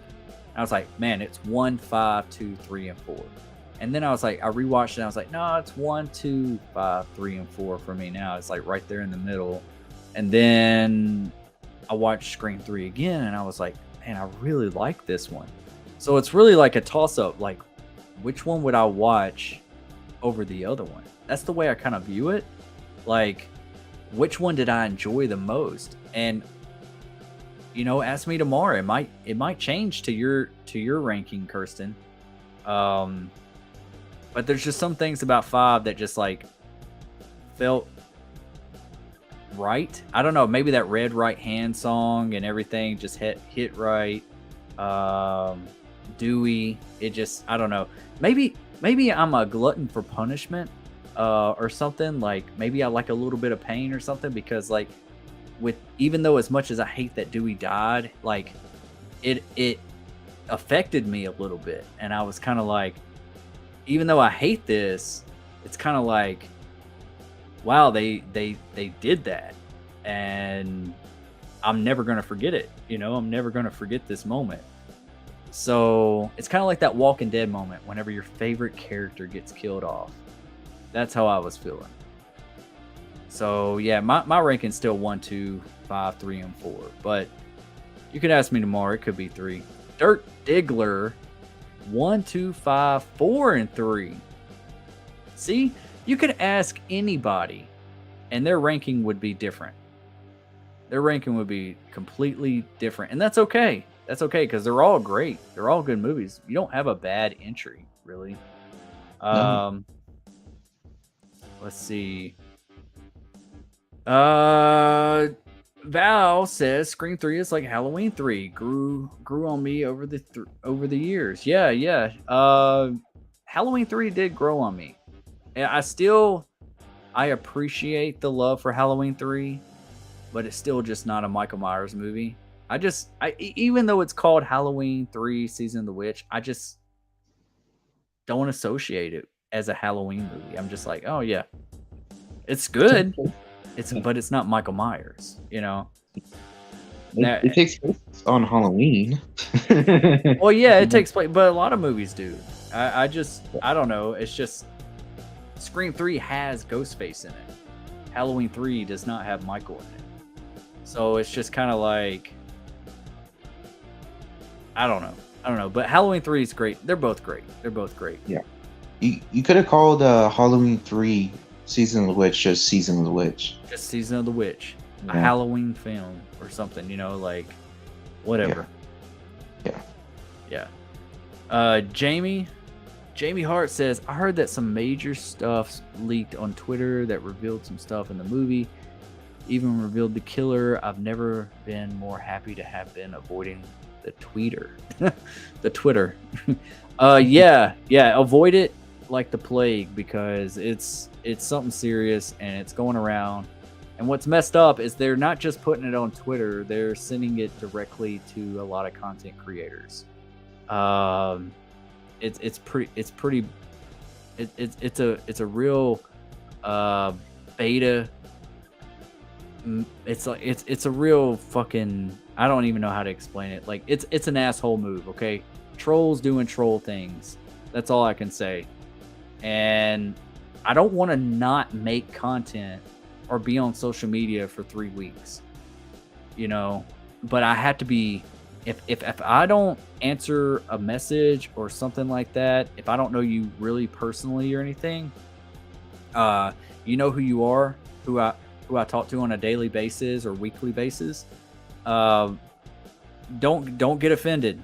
I'll probably answer your messages after Scream 6 comes out, because it's just, I have to be careful because I don't want to know anything else. I feel like I already know the big thing, but I don't want to know anything else. Leave me with some surprises, so I'm just going to be careful for the next 3 weeks.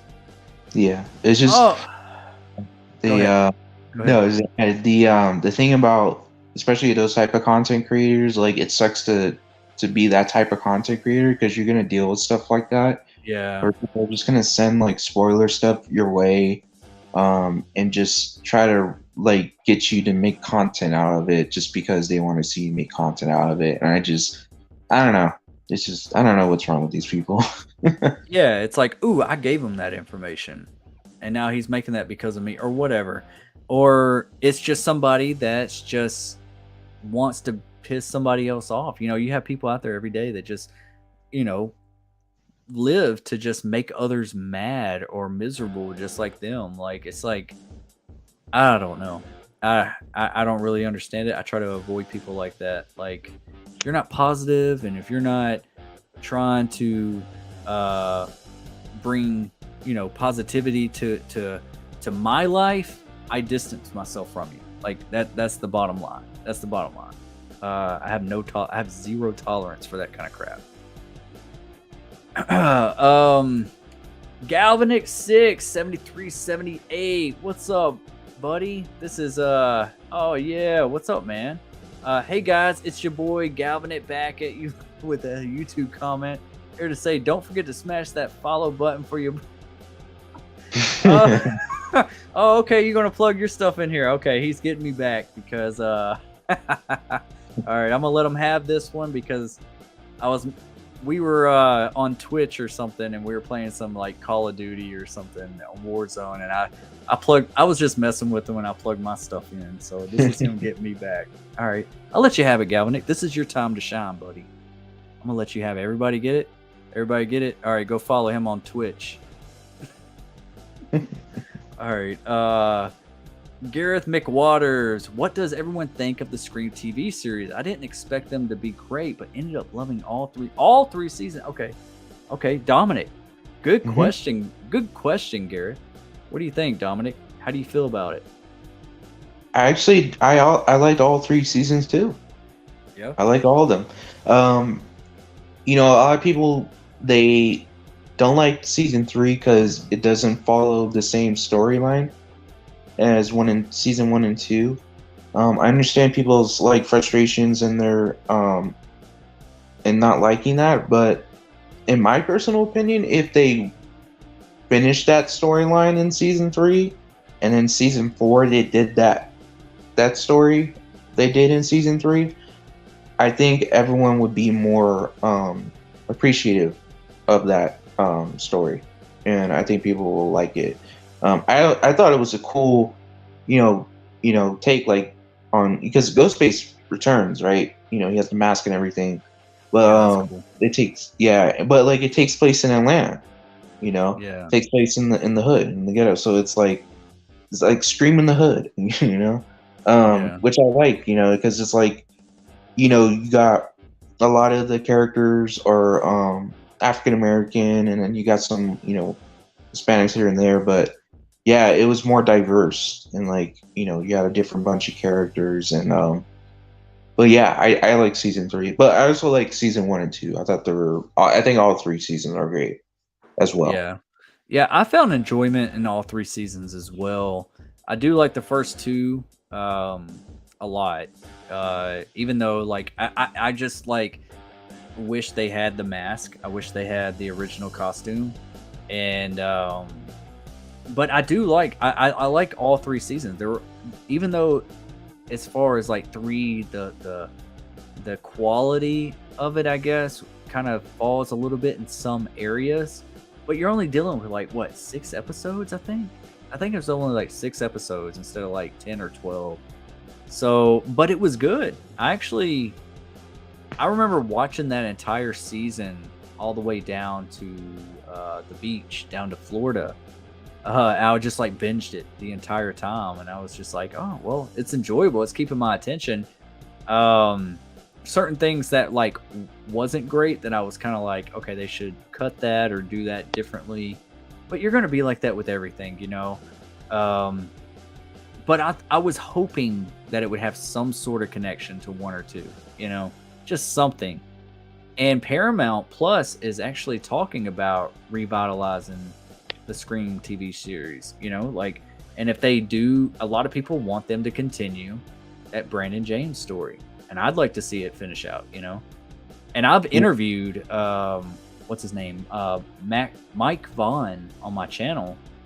It's been almost a year now, but just talking to him, he was the voice of Ghostface on the TV show, and he was just talking about like he doesn't even think the writers know where the story's going, like they're making it up as they go, So really cool. It'd be cool to see him come back, but man, you can't.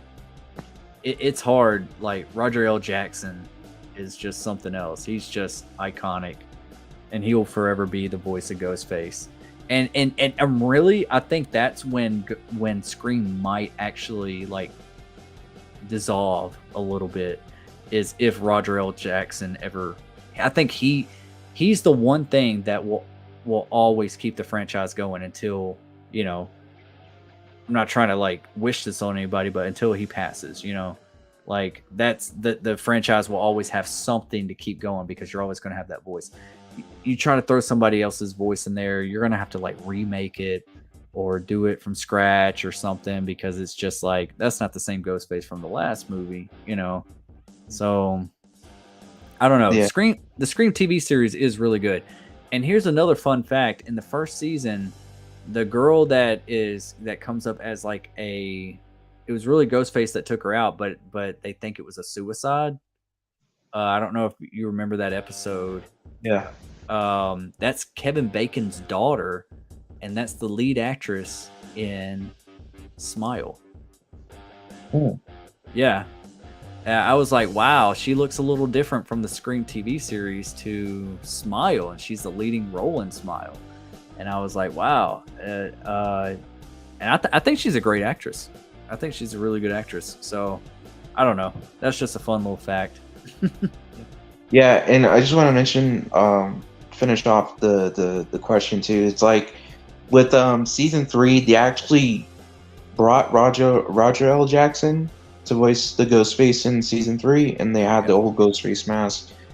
And yeah, it was different. You know, I actually liked what they did with it, but obviously I understand the fans' frustrations when it comes to season 3 because it's not the same story.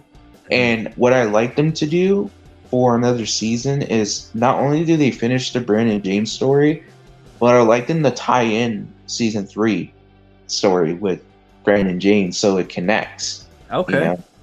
So I wouldn't mind that. At least like mention it.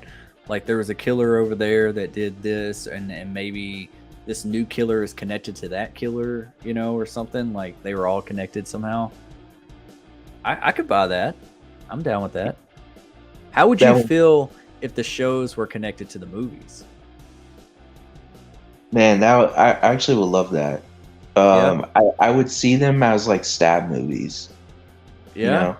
I would see them as like one of those like spin-off stab movies. Like with this is like the Brandon James, you know, movie, you know, and then they go off from there, and then that's the mask they created for spin-off and all that. I think that would be cool to see him again. And I'm going to bring this up, and somebody might correct me in the chat. You might have more knowledge about this than me, but I was going through some photos. Like I'm on some of those Scream groups or whatever, Woodsboro groups and stuff on Facebook and stuff, all over the place, all over social media. And there's an image showing the costumes, and someone's like, "Oh, that's Roman's costume because it's got the bullet holes. Oh, that's Billy's costume, and that's Mrs. Loomis' costume." All this kind of stuff. You got to look really hard to realize whose costume it is, you know. But there is another costume there that looks like the costume from the TV show. It looks like it's either that or it's the slicker from I Know What You Did Last Summer. Like, it's not the traditional Scream costume. That's what I'm saying. Is like, that's a different type of costume. That's either the costume that Brandon James, that whole storyline was using, because, you know, it was a little different. Or it's from another movie or something. I'm like, why is it in the shrine of these stab movies or whatever, you know, like of the Scream franchise? If I can find that image, I'll have it for next live stream, or maybe I'll put it in my next video throughout the week. But you haven't seen that image? No, I haven't. I only, like, when I saw the trailer, I just seen all the glass cases with all the old costumes from the, you know, the other movies, but I haven't really looked deep into it. But that's cool. Like, oh, I'll give you another detail. Okay, now I remember. It's not amongst the main costumes right there, you know. Have you seen the image where they say, "Oh, that's the axe from Scream 2"? Have you seen that image where it's like in a box set and it's actually the axe that Sidney wields at the end of Scream 2? Have you seen that image? No, I haven't. Okay. But I know Yeah. That image. There's a scene. There's a shot out there that shows that boxed up, and next to it, I'm like, everyone's talking about this axe. Look at this costume. This is not a Ghostface costume from the movies. This is either the Scream TV series, or they're trying to throw homage to like, I Know What You Did Last Summer or something. This is like a slicker, you know? So I was like, it's something cool. If I can find it, I'll send it to you, man. If it's a slicker, then because they can somehow connect I Know What You Did Last Summer to Scream and have it in the same universe, because Scream doesn't mention I Know What You Did Last Summer. You gotta look at like the films they mention, because stuff like that. Because if they end up mention the movie, then it's a movie within that universe, instead of actually being an actual real like coexisting, story that's in the same universe as Scream. But I think that would be cool because it's the late '90s slasher, era that after Scream, the first one came out, or first Scream, and then I Know What You Did Last Summer was like the second, slasher, late '90s slasher, like self-awareness movie, So I if that's the case, then I think that would be dope, and then we get like a Fisherman versus Ghostface movie or something, That'd be a good fan film we could work on. Yeah, dude. That would be fun. Yeah. Man, I saw that, and like nobody I have seen pick that up, and I'm like, why isn't anybody looking at this costume right here? Everyone's talking about this axe. I don't know. It just kind of found me fun. I mean, it might be nothing. It might be fake. I don't know, but it looked like it was in the shrine. Galvanic 6. Also, don't forget to smash that sub button for your boy Destination Station. Thank you, Galvanic. Super awesome of you, buddy. Awesome. Follow him on Twitch. He's got some good content. He does some stuff on if you're into Warzone and Call of Duty and Modern Warfare. Check him out. Valerie says, I love season 1 and 2. Season 3 was meh. Okay, yeah. Season 3 was not as good as season 1 and 2, but I'm always positive if we get Scream content. That's the way I look at it. Like, this might not be the greatest, but we're getting something. That's the way I look at it, and it's enjoyable. And there for a long time, when these seasons came out, when the Scream TV series came out, that's all we were getting at that time, y'all. Like, we didn't know that Scream was going to come back to the big screen. We didn't know anything. It was like a dry spell. Like, everything was supernatural. Everything was demonic. Coming to theaters, that's what horror was all about. And it still kind of is, But slashers is making a resurgence. So I want to keep this going for as long as we can. So even if, like, I can get meh type of seasons or movies, I'm going to support it because this is my type of horror here, And season 3, there's things that they could have changed, but it was a little mad, but it was a little bit, to me, it was a little bit more than mad, because like I could find some type of like appreciation for it. I was like, okay, we got Ghostface back, we got the voice back. Yeah, it might be Ghostface or Scream in the Hood or whatever. I don't mind that. But there's like certain things that they did throughout of it that like seemed like they didn't have the budget for, that kind of took me out. I was like, okay, well, maybe you should have cut your budget there and made an extra episode and expanded the story, just little things like that. But I have to say, the reveal of the killer, at least one of the killers, got me. And that elevated the season for me. I was like, wow, did not see it coming. I did not believe it. They kept you guessing until that very end. That's what I loved about season 3. Yeah, it's man, that reveal, was amazing, because it's like when you get the reveal, you're like, oh man, that type of feeling, because like they show flashbacks of the killer and like how everything turned out, leading up to the reveal. And That's thought what I that, wish they would do with the movies. yeah, Yeah. Yeah, that really got me too. Like, and then you could rewatch season 3 and look at it from a different light, and you're like, wow, that's what I think that like took it to another level. I was like, okay, I like it more than I would have if they didn't do all that, So, yeah, and honestly, like my daughter, and she's a big Scream fanatic. She's like begging me to take her to Scream 6 because we went and saw Scream 5. Before it came out, because I have a friend that is a manager at a theater, and she let us see it before it came out, and so we had like the whole theater to ourselves, and she's like begging me to go see this next one, but like her favorite TV series or Scream series is the 3rd season. She likes 3, but she's 14. She, she just likes the different, like she's looking at it from like, from a kid, from like, I don't know, like what, you watch things through a certain lens. Like I watch stuff whenever I was a kid or whenever I was a young teenager or something, and then I rewatch it today and I'm like, yeah, that's not as good as I remember. Yeah. I think it was like that there was this movie.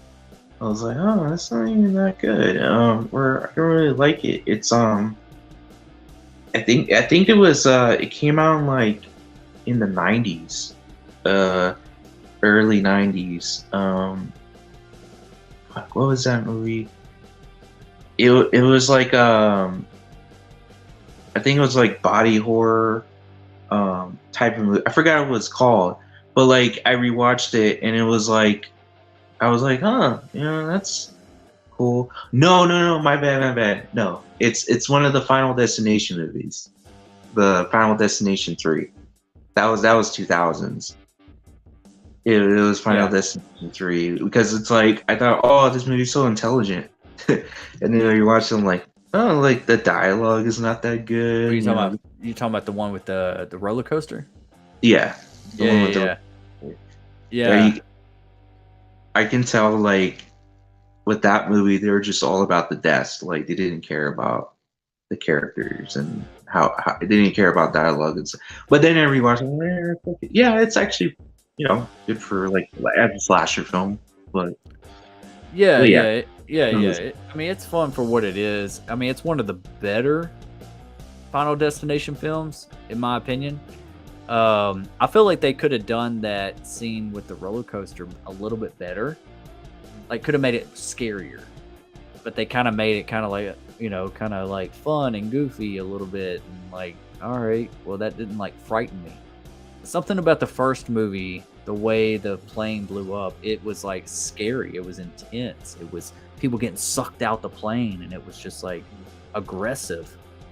Yeah, it was very like realistic too. Because in the first one, like, airplane, like, okay, the airplane explodes, but like before it does, like, there's certain things that happen that leads up to explosion, and like you said, people getting sucked out from the plane, and then like people are just falling out of their seats, and like things are flying around, and then the explosion happens, and it doesn't take long until like you see the explosion and like it reaches up towards a bunch of people, and then obviously main character Alex, he ends up getting killed, with all the flames going around him and all that, and then he wakes up. So I thought that one was good because it was more realistic when it comes to the disaster. Yeah, I do too. Like I liked all that stuff. Like even like the beginning of 2, like I have my problems with 2, but that opening scene was intense, and it was like, whoa, that felt real. Something about the opening, but the opening of Final Destination 3, it was kind of like, all right, we're kind of going into more campy-ish stuff here, and we did a little bit in Scream 2. We dabbled into it a little bit, but in Scream, I keep calling it Scream because we're still on Scream. Final Destination 3, But then like Final Destination 4 and the rest, I was like, I want to see that franchise come back. I think it has high potential. I love the first film, and I want them to bring back that death, that ghost figure that comes across like the mirrors or the windows or something when someone's about to get killed, you know. I think that's really cool. Like, you don't see the thing do it, but it's like death is approaching you right now. Something's about to happen right now. That throws another level of like suspense to the movie, and they just did without it for the rest of the, you know, the rest of the franchise, and they just like death, death, death. You know, it's like, yeah, but if there's no weight, we don't. It's just another death. Yeah, but there's hints of death approaching with all the domino effects. But other than that, like, there's no like visual sign of death. Like you said, Right. like mirrors, even the like at towards the end, like the electricity and how the electricity is forming death. You see death like being created through electricity, and you see the visual of him, or death itself. I think, yeah, that was one of the cool parts of the first movie. And then they just let it go from the 2 from there on. And like, yeah, like I said, it got goofy like Final Destination 3. I always compare that to Nightmare on Elm Street 3, because that's when Nightmare on Elm Street 3 kind of like got that Freddy, you know, the jokester Freddy that started to come out. Yeah, just a little bit, yeah. Yeah, and then obviously 4 was like batshit crazy. Like nothing, everything's off the table. And then Final Destination 5 was kind of bringing it back a little bit to 1, you know, just a little bit, but it still was a little like out there. So actually, yeah. No, go ahead, man. I didn't mean to cut you off. No, yeah. Oh, my bad. Yeah, I was just saying I would like to see Final Destination 6, like, I would like to see it take it back a notch and like do it like be more realistic. Like, you can make it connect, but like, I think if they brought back Devon Sawa and he really isn't dead because he died off screen, you bring back his character some way, it can maybe revitalize his career a little bit, even though he's in the Chucky series. But like, maybe they retcon it somehow. Like, they have a really good explanation how he cheated death. Like, he literally is the one that cheated death and got away with it. But death is coming back with another group, and he's trying to help them, you know, or something. Yeah, actually, you know what? I'm glad you brought that up, because they did announce they're making a new one, and they say it has something to do with firefighters and like burning building. But they mention how, you know, it takes place in a new world. So everyone was speculating that it's a different timeline. So like the effects of, you know, in the first Final Destination, when Alex got off the plane, when the plane blows up. No. When Alex got off the plane and it blows up, it causes a ripple effect through time. Yeah. So like the Final Destination films, all those films that came out, they weren't, the characters that died in those films weren't supposed to die like on the roller coaster or the highway, because they were supposed to die before that. Because what happened was Alex caused a ripple effect through time that made Flight 180 explode without half of the survivors. You know, the survivors that came out in the first one that survived the plane explosion. I know it's a little confusing, but the plane. Okay, so when the characters come out, it caused a ripple effect. Yeah. So like, they were supposed to die on the plane, and then after the plane explodes and after all that's done, then Death goes on to kill the survivors from 2 that are supposed to die in 1. You know, but since like they got off the plane and they started dying, you know, after the plane accident, that caused a ripple, because the survivors in 2 were supposed to die in their place, because So it's confusing, you know. It's a No, little no. I get it. It's kind of like, you know, kind of like the Marvel Cinematic Universe. Like, whatever happens in this universe affects the next universe or something, right? yeah. So that's what. But back to like the statement, people saying like, oh, it's a different timeline, different universe because where Flight 180 never exploded, Alex and his friends landed safely in Paris, and they continued their lives. And Final Destination 6 is years later, Yeah. where firefighters end up getting premonition through a burning building, and then Alex is like older. He's married to like what's her name? Ali that Larder. Ellie Larder's character, and they have Oh, it's kids. gonna be and like a stuff. requel. Pretty much, yeah. Like what they did with Scream, yeah, with in Halloween. Well, that's what people are saying. Like they think like maybe they're gonna incorporate Alex's character into it because people say like they announced Tony Todd and Devin Sawa, you know, coming back to Final Destination. yeah.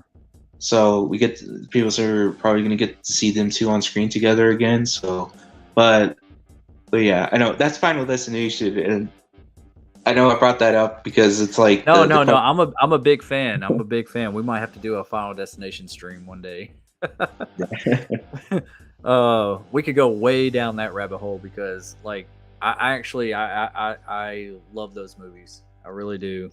I've seen every one of them in the theater, and they're awesome.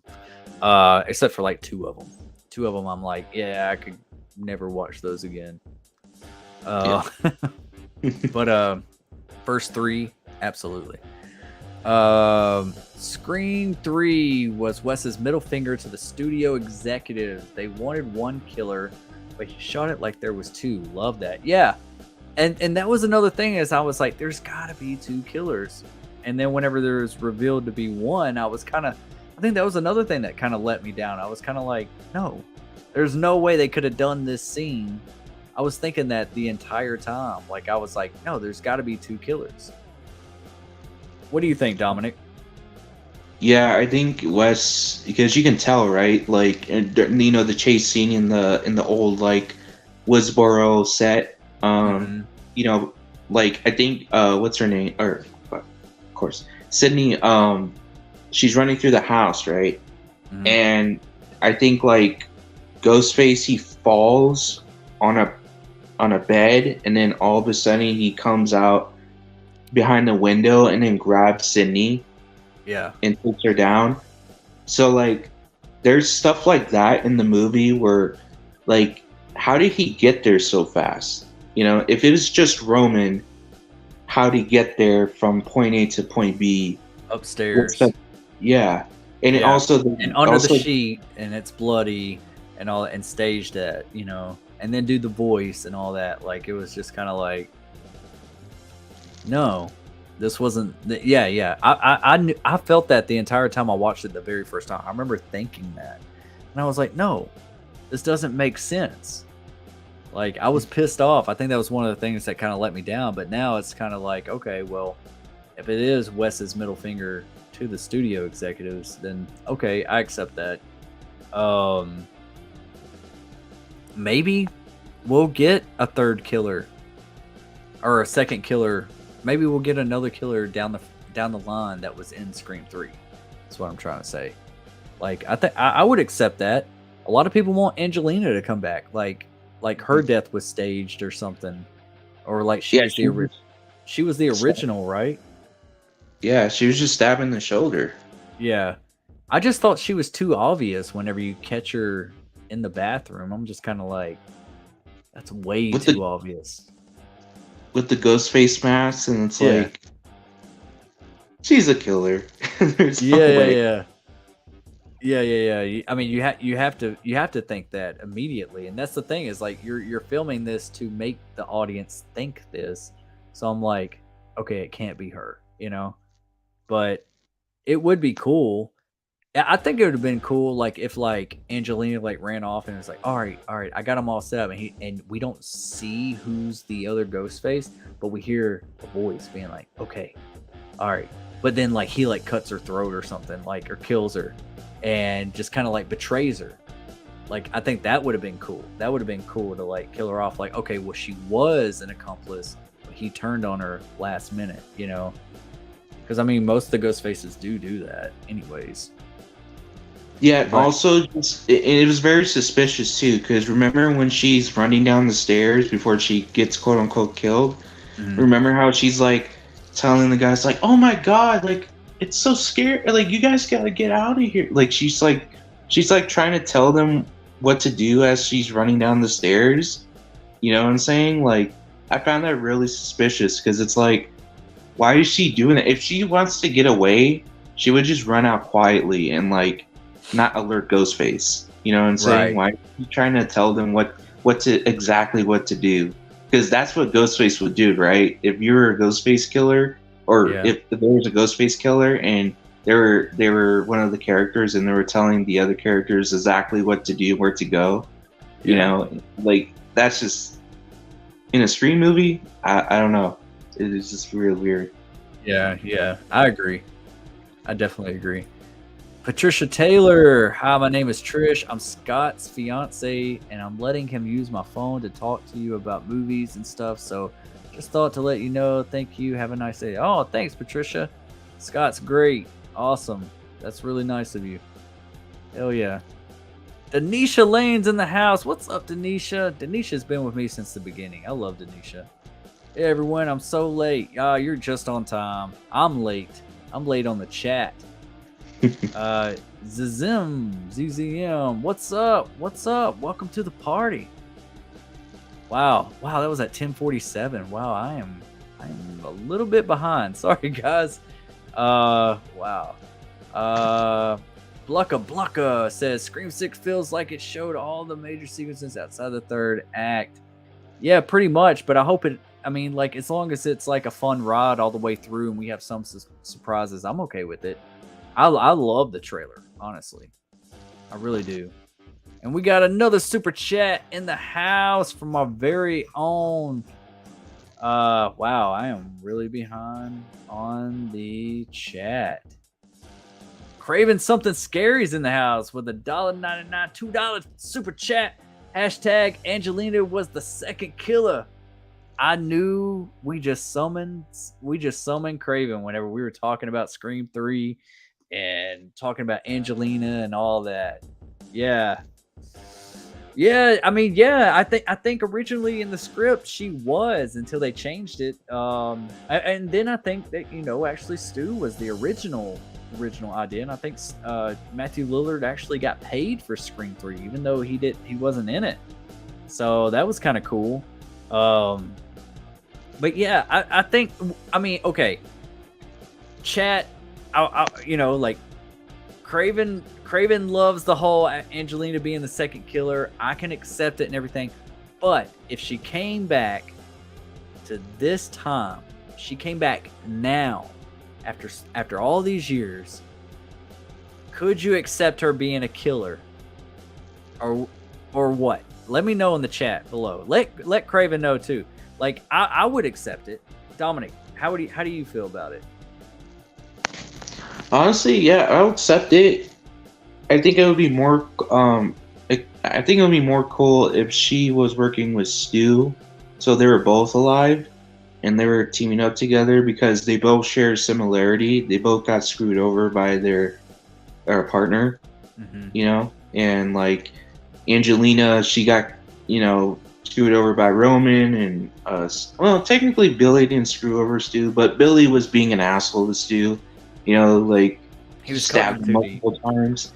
Yeah. He just stabbed him multiple times, freaking almost killing him. He's literally dying, like Stu says, I'm dying out here, man.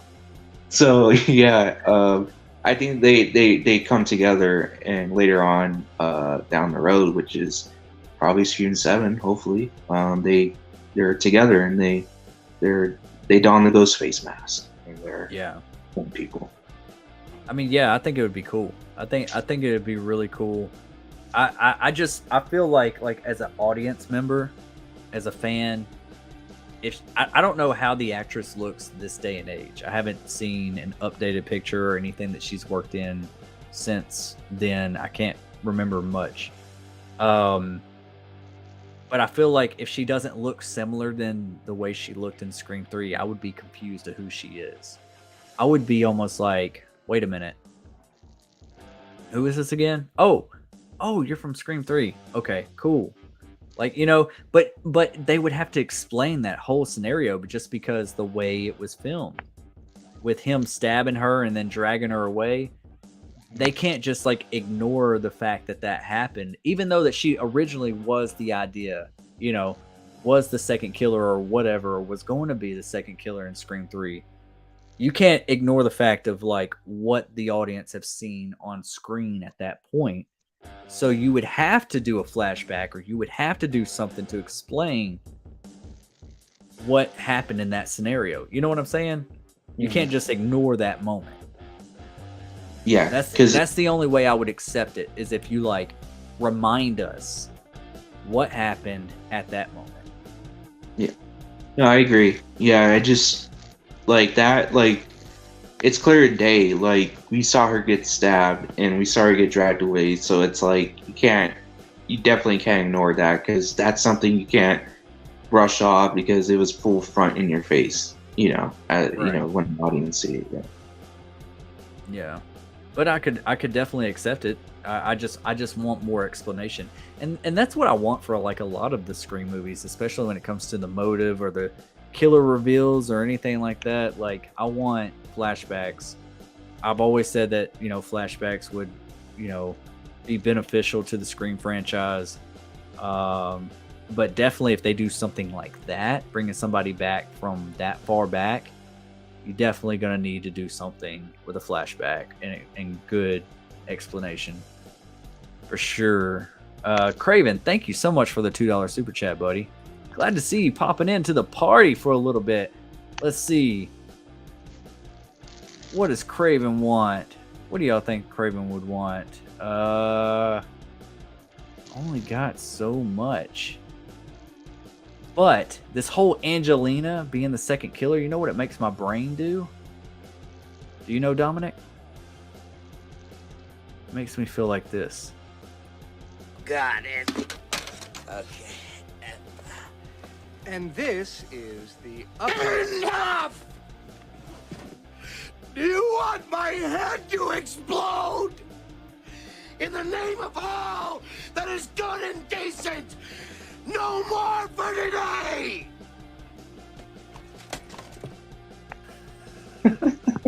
That's like, thinking way back then, like, now you're twisting my brain up. I love that movie. Anything that Chris Farley did is awesome. Thank you, Craven, again for that $2 super chat. Super awesome.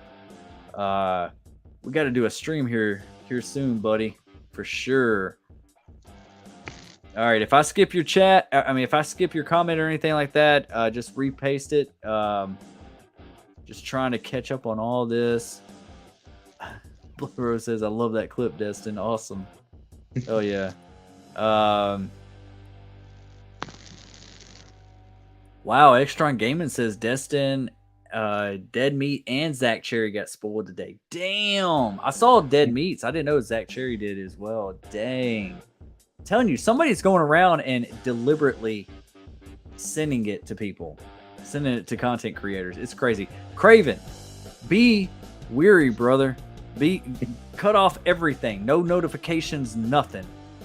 You don't need nothing right now. Scream just popped up on a movie channel. Wow. All right, I might skip over some comments. I'm sorry, but I gotta set this up. Thomas, yeah, Thomas. Oh, I'm glad you're here, dude. Yeah, I gotta set you up, brother. Sam is hanging and Tara is holding on. Yeah. A lot of people. Have you seen this whole thing about Sam and Tara hanging off the balcony at the end in the trailer? You know what I'm talking about? Yeah, when she's like, you see Tara looking up I think, at Sam, and then you see a shot where Sam's falling off. You know, the balcony. Right Yeah. here. Yeah. Yeah, a lot of people said that this image was like flipped, and it's really Sam hanging off and Tara's hanging, or like holding on. Like, no, I don't believe that. I think it is Tara hanging off, and then they had that other TV spot that came out, and there's like a ghost face below her, and it kind of debunked my entire theory about Tara. But then I was seeing things from viewer Annan on Twitter that there was some CGI stuff that was going on to throw people off. So I was like, did they just do that for the new teaser? Like, throw in that like image of the ghost face underneath her, like about to get dropped to him or her or whoever Ghostface is.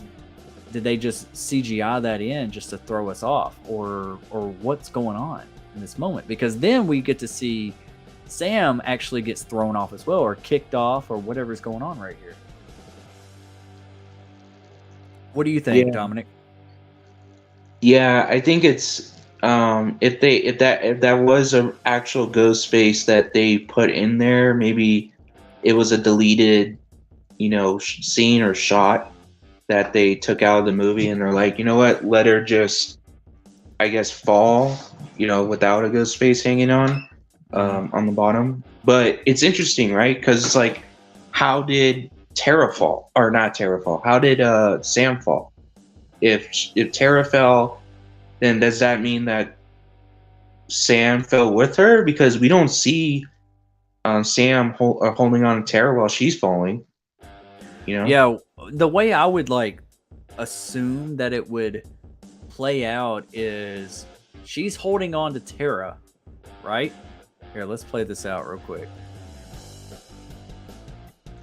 She's holding on to Tara, right?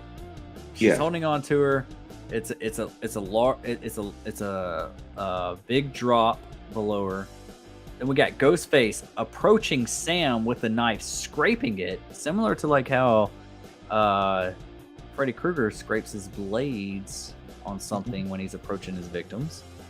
Sam has to make a decision to drop Tara or get stabbed in the back. Like, it's choose, and maybe this is Tara's let me go, or maybe Tara is the killer. I don't know how they're going to play this out, but she's got to let her go, or maybe Tara just hangs onto the ledge. I was thinking that. Nobody's even brought that to anybody's attention. Maybe Tara grabs a hold of the ledge and just hangs on for dear life. And then Sam and Ghostface, once Ghostface gets closer to her, they start struggling, they start fighting, they start stabbing each other, and then Ghostface gets the upper hand and kicks Sam off of the balcony. So, but you don't see Tara hanging on to the ledge right there, so that kind of debunks what I just said. Unless she crawls up before Sam gets kicked off. I'm assuming I'm assuming Tara gets dropped, maybe hurts her leg or something. Sam turns around to fight Ghostface, but Ghostface gets the upper hand and kicks Sam off. That's what I'm thinking. I can see that. Yeah. Because we all discussed, there was like a debate whether Tara's the killer because of the way she's looking at Sam. But then I think Bearded Entertainment brought up, like, maybe, that's not what the look is supposed to be. The look is supposed to be drop me, that type of look. Like, you have to drop me or else you're going to get killed.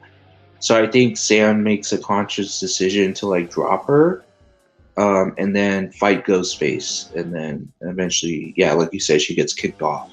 She falls. Yeah. That's what I'm thinking. Something like that happens. I mean, Tara could be struggling. I mean, if she is revealed as like one of the Ghostface or something, she could be struggling with going full darkness, or trying to, and maybe Sam's like, I don't want to hurt you, I don't want to kill you, I want to, and they're having a struggle up there, and then she drops her, once Ghostface gets close. I don't know really how it's going to play out. Hell, you know what? They might be fooling us completely. That it might not even play out like that at all. It might just be something that was reshot. You know, it might be something that's not even in the movie. And how irritated are we going to be that we've been focusing on this thing for months, and it's not even in the movie? Like, Sam doesn't get kicked off, Tara doesn't hang from a ledge. Like, this doesn't even happen at all. Like, I'd be pretty pissed. Yeah, it's like and I wouldn't be surprised if they did that, because that's what Scream is about, mainly through marketing too. Like they try to like play with your head, when you're watching the trailers or the TV spots, even the posters. They throw like some things at it, be like, oh, look at this, look at that, like you gotta focus on this, and it's like at the end of the day they're trying to drive your attention somewhere else, where what's really happening on the film is like being hidden by the people that are behind it. So I think it's cool marketing, because especially because, like I said, for Scream, because Scream is a mystery slasher thriller, and we're guessing what's going to happen, and we don't know what's going to happen until we see the movie. Nope, we really don't. And that's the thing. I don't want to know anything else.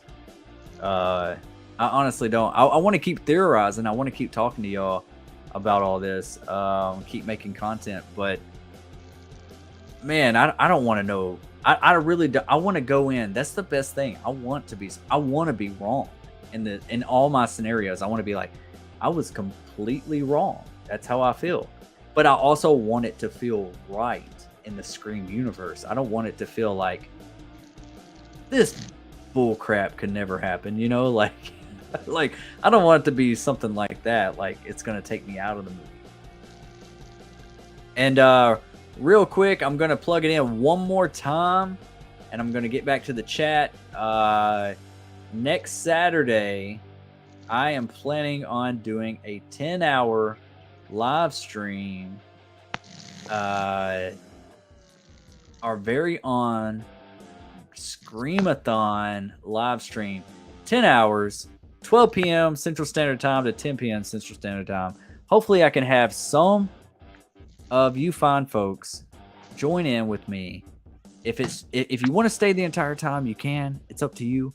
If you want to just come in and say, hey, that's cool. If you just want to join the chat, that's cool. If you want to come in on one of your favorite entries, because we're going to start with Scream 1 at 12 p.m. Central Standard Time next Saturday, and go all day long until we end with Scream 5, leading up to Scream 6. I'm okay with that as well. If you don't want to watch all the movies or anything like that, just come in and hang out with me for a little bit, because you know what? I like to get to know all the people that's in this community. Dominic St. Clair is joining me tonight. We talk all the time. We have look at us. We're having a great conversation. I want to do that with you guys too. I want to have y'all all on. I want to have Dominic back on. He might join me next Saturday if he has time. Maybe we can get Craven up in here. Maybe we can get Marcus from I Shot Him 6 Times, Bearded Entertainment. Rawhead Rex is supposed to be joining me. So yeah, hopefully we have a good turnout. I last year, and I'm just going to say this one more time, I watched all the films leading up to Scream 5. This year, I just want to up that. I want to be like, you know what? I'm going to do a Screamathon, just like Charlie did in Scream 4 with the Stabathon. This is going to be a Screamathon. So bring your party, bring your buckets of popcorn, bring your Jiffy Pop, bring your drinks, bring your snacks, and let's hang out. You can be dressed in the Scream costume. You could be dressed as your favorite character in the Scream franchise. I don't care. Let's just have a good time, okay? Because you know what? You guys are the best, and I love hanging out with y'all, for real. Like, I look forward to this every weekend. I wouldn't want to be anywhere else, honestly, than talking about my favorite movies with my favorite people. And that's the way I look at it. I feel closer to y'all than I do with anybody that is friends and family in my life. I don't know if y'all feel the same way, but that's how I feel. But yeah, I feel the same way. I always love coming on, and whenever there's a live, I always love coming in the chat, sparking up discussions, and interacting with the fam. Right. Exactly. It's the fam. I don't look at y'all as friends. Like for real. Like, just because you're related doesn't make you family. This is family. This is us. That's how I feel. So yeah, I hope to see a good turnout because I don't want to be lonely for 10 hours, y'all. I'm gonna do it. I'm gonna make it go into replay mode and everything, and I'm gonna be. I don't know if I'm even the first Scream-a-thon on YouTube, but I'm gonna be one of them. It's something that I've always wanted to do, and I really do want to rewatch all the movies before Scream 6 comes out. So, and I did that for Scream 5, like I said, but I'm just like, well, if I'm going to rewatch all these movies anyways, let me do it with y'all. That's the way I look at it.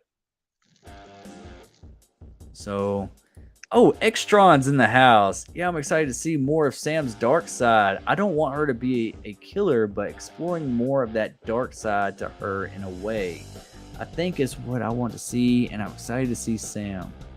Yeah, I think it's like we talked about this. I don't know if you were in the chat earlier, Extron, but we talked about like Sam like struggling with it and maybe like holding back that Billy Loomis reveal until and make it a little bit more subtle and maybe like near the end.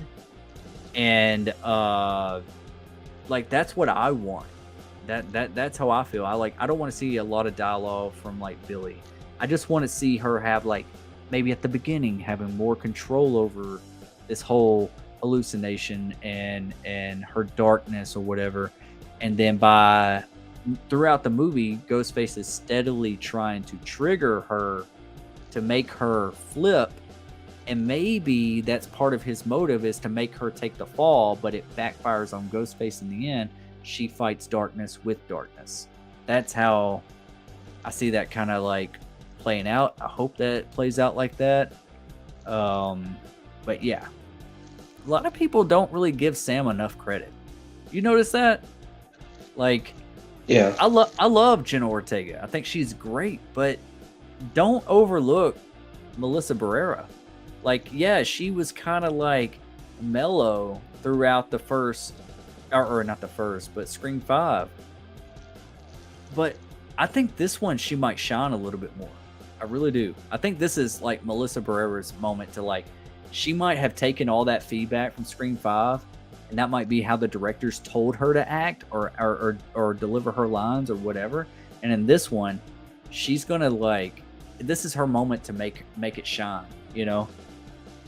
Yeah, I believe it because towards the end of Scream 5, like that final battle, like you can tell like there's like a spark in her acting with Sam and Sam's character. So I really think that because everyone praised her for that, right? Everyone praised Sam killing Richie in that moment. They liked the way she was like, sliding her hand across the knife, throwing the blood and all that. Yes. So it's like everyone praised her, and I think if they keep Sam that way, in a way where it's like makes her more like a badass and more interesting, and she has more emotional stuff going on, then I think people will give her a chance, than Scream 6. Yeah, I do too. And like, like I want to see little things like and Dirt Diggler. I'm sorry about that. I that's some baby back bullshit if I've ever seen it. I know what you're talking about. Yeah, it's crazy. I'm sorry. Little things like I would like Sam to do is, you remember in Scream 1 whenever Billy had took the gun from Gail and kicked her against the post and she fell next to Dewey and was like pointing the gun at both of them. It was like, it works better without the safety on. And she was just like, and he was just like, I don't know if you could hear that, but like, I can crack my neck like that too. Like on a dime. Like, and if she did something like that, like you see that scene where she's pointing the gun with Kirby's gun. That's Kirby's gun that she has in her hand. And she's kind of got that smirk on her face. And if she does something like that, that is going to be super sick to me. Like just little things like that. It's like, okay, yeah, you are Billy's daughter. Like the directors and the writers, hopefully they love the franchise that much that they would put certain things. Like they don't actually have to put that. That would be cool if they did. But stuff like that, you know, like little things that like, oh yeah, that is a Gale moment. That is a Sydney moment. That's a Billy moment, you know, like stuff like that. Like I just don't want it to be like the same old, you know, like you're not bringing anything new to the table except a different city. I don't want that. I want this motive to mean something. I want it to hit, and I want Sam's hallucination and her being a little unhinged to mean something. And it's like, oh my god, I can't believe she's doing this, but it's also cool in the same moment, you know? Yeah, and you know, that I think that will make her character even more like better in Scream 6 because of that, like we just mentioned. I just want to bring this question real quick. It's a simple question. So, Scream the Scream is one of those slasher franchises that has no nudity and no like sexual like. You mean the I first? appreciate that though. Yeah, like But my question is, will we eventually see it? Oh, good question. Like if they just take it to like a Friday the 13th level? Yeah, that or just simple like because I thought that was gonna happen in Scream 5 between Chad and his girlfriend, you know. Mm-hmm. But then they're like, nah, we're not doing it because like even Chad was like, I'm not gonna go up there with you alone. Yeah. Yeah, I mean, I thought that was cool. Like, I hope they don't do it really because I feel like even though that Scream has its goofy moments, I feel like Scream is classier than that. You know, like it's almost like honestly, like when horror movies, and I might get some hate for this, honestly, and I don't care. This is just the way I feel. If you don't like me, don't watch me. I feel like nudity in horror movies, when horror movies are trying to be serious, when they're about story and they're about structure and they're about telling us, you know, just like building these characters and this lore up, when you throw in some just raunchy nudity or sex or, you know, just stuff like that, I feel like it takes you out of the movie. It takes away from the magic of the movie. Like it almost like, okay, it's another one of these movies. It's almost like it almost gets categorized in your mind like it's one of these type of movies, you know, like it's just here for shock value, for nudity value and gore. Like that's not what Scream's about. Scream's not about gore and nudity. It does have kills, and I do want to see more creative kills. I can accept that. But if you get raunchy with it, I might fall out of the franchise because I think that Scream's appeal is that it's smarter than those other horror movies a little bit, you know? It's not your average slasher. This is supposed to be like about those movies, but it's supposed to be realistic, you know? Like I don't know. Like it's just not, it's not your fast food horror. You know, it's like this is your steak dinner. In my opinion, this is like your maybe not yeah. I would say steak dinner. This is like maybe not high scale horror, but this is up there, you know. This is I don't know. Yeah. I don't want to see that kind of stuff in it. I really don't. Yeah, because like in Scream, I think it's like Scream 1 where there was quote unquote a sex scene, but they cut away from it, right? Because all we see is like she takes her top off, but we don't see her breast. We just see the back of Billy, and then he goes down on her, and then Yeah. just cuts away, and it's just Yeah. and then later on I'm we see okay with that. Yeah. That's cool. We don't have to see them get it on, you know? We don't have to see. I mean, Nev Campbell is a beautiful woman, but I don't need to see her in that moment. Like, I don't know. Like, I've always looked at like her as like my final girl. Like it's kind of weird because it's like I almost like as much as I'm somewhat attracted to her and like think she's beautiful, I don't want to see her like that. Like, I think she's just better than that. I don't know. It's weird. I'm weird up here. Yeah. Like, Yeah, the reason why I brought it up because this is like the only slasher franchise that doesn't do that. You know, yeah, Halloween, Friday 13, Nightmare on Elm Street, they all did that. yeah. But Nightmare on Elm Street didn't really do it until Nightmare on Elm Street 3. Yeah, And it was one moment, and it dabbled into it. Did the fourth one do it? I think it was the fifth one, but like that was like the opening when they are having sex, but we don't. Oh yeah, really... I didn't like Nightmare 5. I remember that. I remember even being like young and being like, I'm not feeling the dream child. Oh, 4 did have the girl in the waterbed come up on Joey. Yeah. And then I guess Joey got a lot of action from the third one and the fourth one. Yeah. I think, I don't know if this counts, but like I think Freddy versus Jason. Yeah, it counts. Yeah. That was more on the lines of fun, raunchy territory, Friday the 13th vein. That's how I look at it.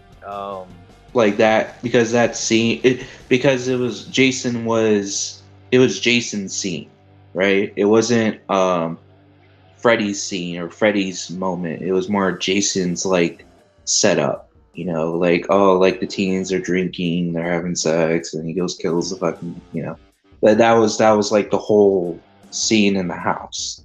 And then when we get to Freddy, it's a whole nother, it's Freddy's thing, where he's stalking people in their dreams and all that. Yeah. But I mean, like, that was the thing about Wes Craven, is that he just wasn't. I mean, look at the first movie. Like, there's ways to like shoot scenes like that without having to just like be in your face about it, And I know that's, a lot of people, a lot of kids, they'll go to movies and be like, ooh, they know what to expect. They want to see all that kind of stuff. But I think that's like part of really is the appeal of Scream, is like, it's just like another level, like it's not your average, just kills, gore, and nudity and sex. Mm-hmm. It's not that, and I appreciate that, honestly. Like, I like horror movies that are more about suspense and intriguing, and like The Strangers. Like, I think that's a really great horror movie. I just there's just you can tell when a director cares about this project, and he's not just trying to keep your attention for the next 10 minutes. Yeah, and another, like, I think it doesn't happen, like, actually, you know what it did, like, we talked about Final Destination. I think like 2 had like nudity, but it was just a brief moment, and then I think 4 had like full on nudity sex scene. Yeah. So like they went to that territory there, but like Final Destination did? Yeah. I can't remember. There, the pool death scene? Yeah. Before that, he was getting laid. I can't remember. I hated that that was the one sequel that I was like, this is not good. Yeah. But that was like, it was like a cartoon. Okay. Yeah. No, that was one of those like raunchy sex scenes. But yeah. Okay. Hey, before the new Final Destinations come out, I'm gonna have to definitely revisit those movies. I'm gonna have to wrap up the chat here soon, though. Like I say, we'll go about another 14 minutes or so. We'll try to make it to 1 o'clock. I don't know what time it is where you're at, but is that cool? Oh yeah, that's cool. Okay, all right. I know we're getting behind on the chat. I'm trying to catch up a little bit. But yeah, I'm definitely gonna rewatch the Final Destination movies before the new one comes out, because that's one franchise. I wanted to get a 4K release. I wanted to get UHD. I want that. I think it could really benefit that movie. Those movies could really benefit to that. Yeah. Yeah, especially like Scream Factory or like Yeah. Era. Yeah, that'd be really cool. Like, here's a fun fact. Like, whenever I met Devin Sawa, and I got him to FaceTime my wife, because my wife, whenever she was younger, she had a big crush on Devin Sawa. And I was just like, hey, man, let's, we were like talking for a minute, and I was like, hey, you care if we like FaceTime my wife real quick? Like, let's just surprise her. And he's just like, yeah, let's do it. Why not? But like, after that, like, we were like talking, and I was like, hey, any chance you could do another Final Destination movie? And he was just like, I don't know, man, I haven't got the call or anything. And then I was like, oh, what about Chucky season 2? And that's before the show came out, and I never finished Chucky season 1. And he's like, oh, did you watch the first season? I was like, yeah, I watched it. And he goes, well, I died twice. And I was like, yeah, I know, but like, people can come back, it's Hollywood. And I was like thinking, damn, he died again. I didn't know that. I didn't finish the first season. Yeah. So I felt like a dumbass while I was talking to him. Yeah, he tried to play a trick question, because he did die twice, and then you're asking him, are you gonna be back like again? And it's like, but I think like at that point he already shot, I think, season 2 probably. Yeah. Because they were already like shooting it. So like he can't really say anything until like the trailers and all the promotion comes out. Yeah. Yeah. That's what I was thinking. I was like, oh man, I guess I never just finished season 1. I haven't even really started season 2 yet. I own both of them. I don't remember why I haven't finished them. That's something I need to go back to for sure. But I've heard bad reviews about season 2, so I don't know. Patricia Taylor says, what do you think of the Conjuring movies? Love the first 2 movies. Oh, actually, honestly, was it Conjuring 3, The Devil Made Me Do It? I actually liked it. I found enjoyment out of it. It was different. I was like, it was okay. It wasn't like your typical Conjuring movie, but I liked it for what it was. Mm-hmm. There was actually some imagery, like whenever they were like, what was that, like the morgue or whatever they were down in, and that person was like that dead body was standing there, and it was like kind of like moving and stuff. I was like, man, I'm getting like Nightmare on Elm Street vibes right here. This is kind of creepy. Like, yeah, whoever that director was for The Conjuring 3, because I don't think James Wan did the 3rd movie, but I was like, they could direct a Nightmare on Elm Street movie. That's what I was thinking throughout that movie, just because some of the stuff they did. The Conjuring 3, man, it's a good movie. Like, people give it a lot of shit, for it, but I think it's a good movie. It's not like, it's different. If you guys haven't seen Conjuring 3, go watch it. With the expectation of the no, I'm not gonna, I was gonna say the expectation of the previous movies. Just go in like with low expectations, and if you've seen previous Conjuring movies and you're hyped, you want to go see this movie, go in with low expectations, because it's not like the other Conjuring movies. They do something a little different, which I appreciate, because this is a 3rd film in a franchise, and you got to do something different at this point, right? Because it's what happens when you get to Conjuring 4 and they're still doing possession stuff. I don't know. Yeah, you're never gonna top that first one. Yeah. So, and even 2 has its moments. It's not as good as the first one, but man, that first one I could watch. That's another movie that I could watch over and over. I just don't get bored watching that movie. I'm like, this is just a perfectly structured movie. There's just no downtime. And whenever there is downtime, it's like creepy. Yeah, it's creepy. I think it's more on the creep factor than the scare factor, in my opinion. Yeah. I think it is scary, but I think it's more creepy scary than actual scary. Yeah, it kind of like brought me vibes like how I felt. It brought like old feelings from whenever I was a child and I watched like the first Pet Cemetery, the original Pet Cemetery, or something like that. You know, like I was like, man, this is like kind of messing with my head here. Like that's how scary it is. Like it's more up here than it is like showing me, you know, like it's just well executed. And that's all, that's the point, is like execution. And that's what James Wan can do. He can direct a damn movie. It doesn't, you put anything in front of that guy, he knows how to make it look on screen. Like he's good. He's really, really good. If you guys haven't watched Dead Silence, that's a good one too from James Wan. I haven't watched that in years. That might be on a watch party here soon. Yeah, that I need to revisit that. I think I own that back here somewhere. Yeah, and I didn't realize that the guy in the movie, Ryan Quatan or whatever his name is, that's the dude from True Blood. That's that's Sookie Stackhouse's brother or whatever. I'm like, dude, before he did, I don't know which one came first, but like, he's the main actor in Dead Silence. I was like, dang, that's crazy. Bubba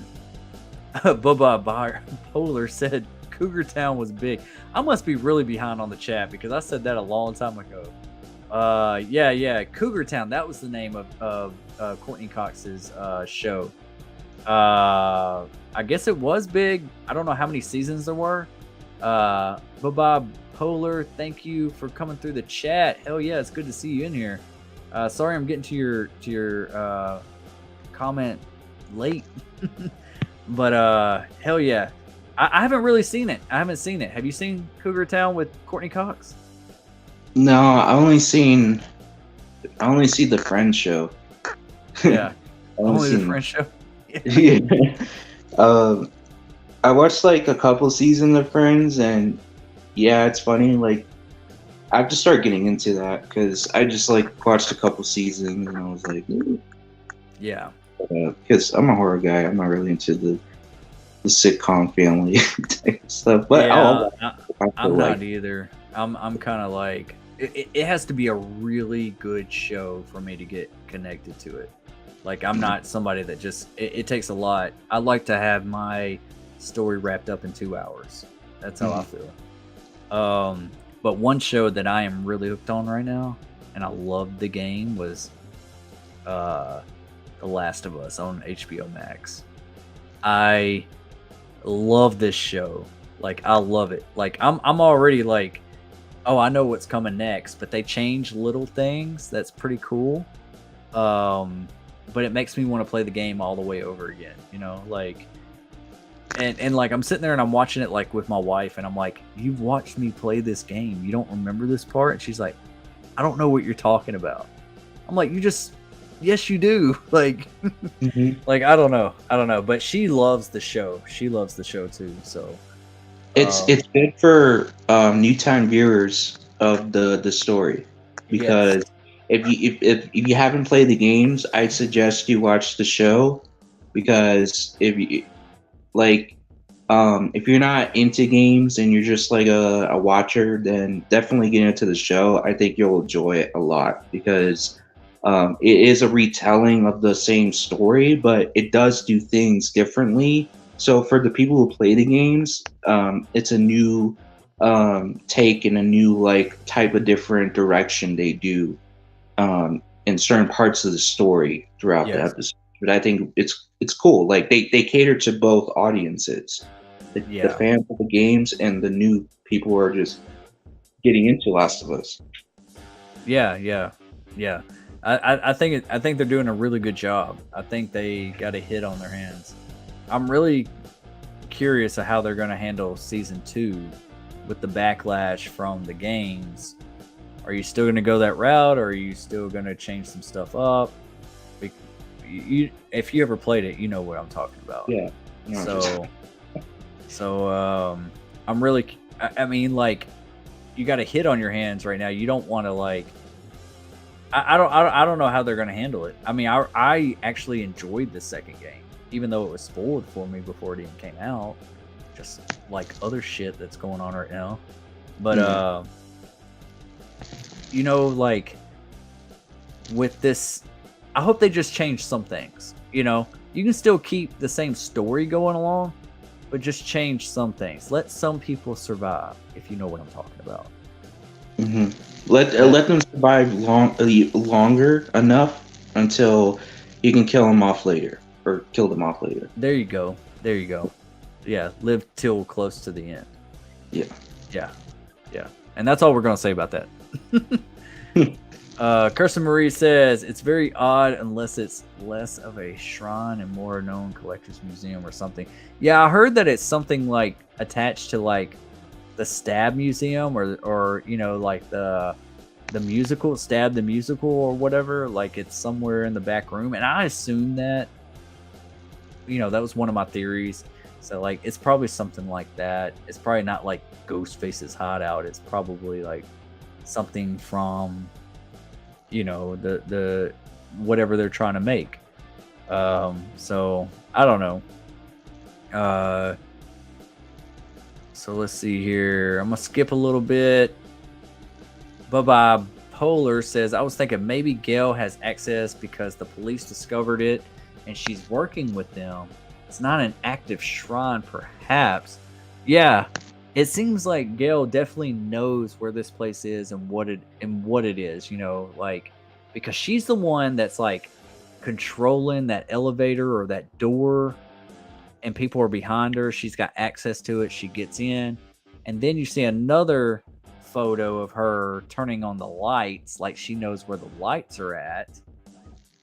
Like right here, see her in the back. It's like she's doing something, like turning on the lights, or I don't know. She definitely knows her way around this area of the shrine.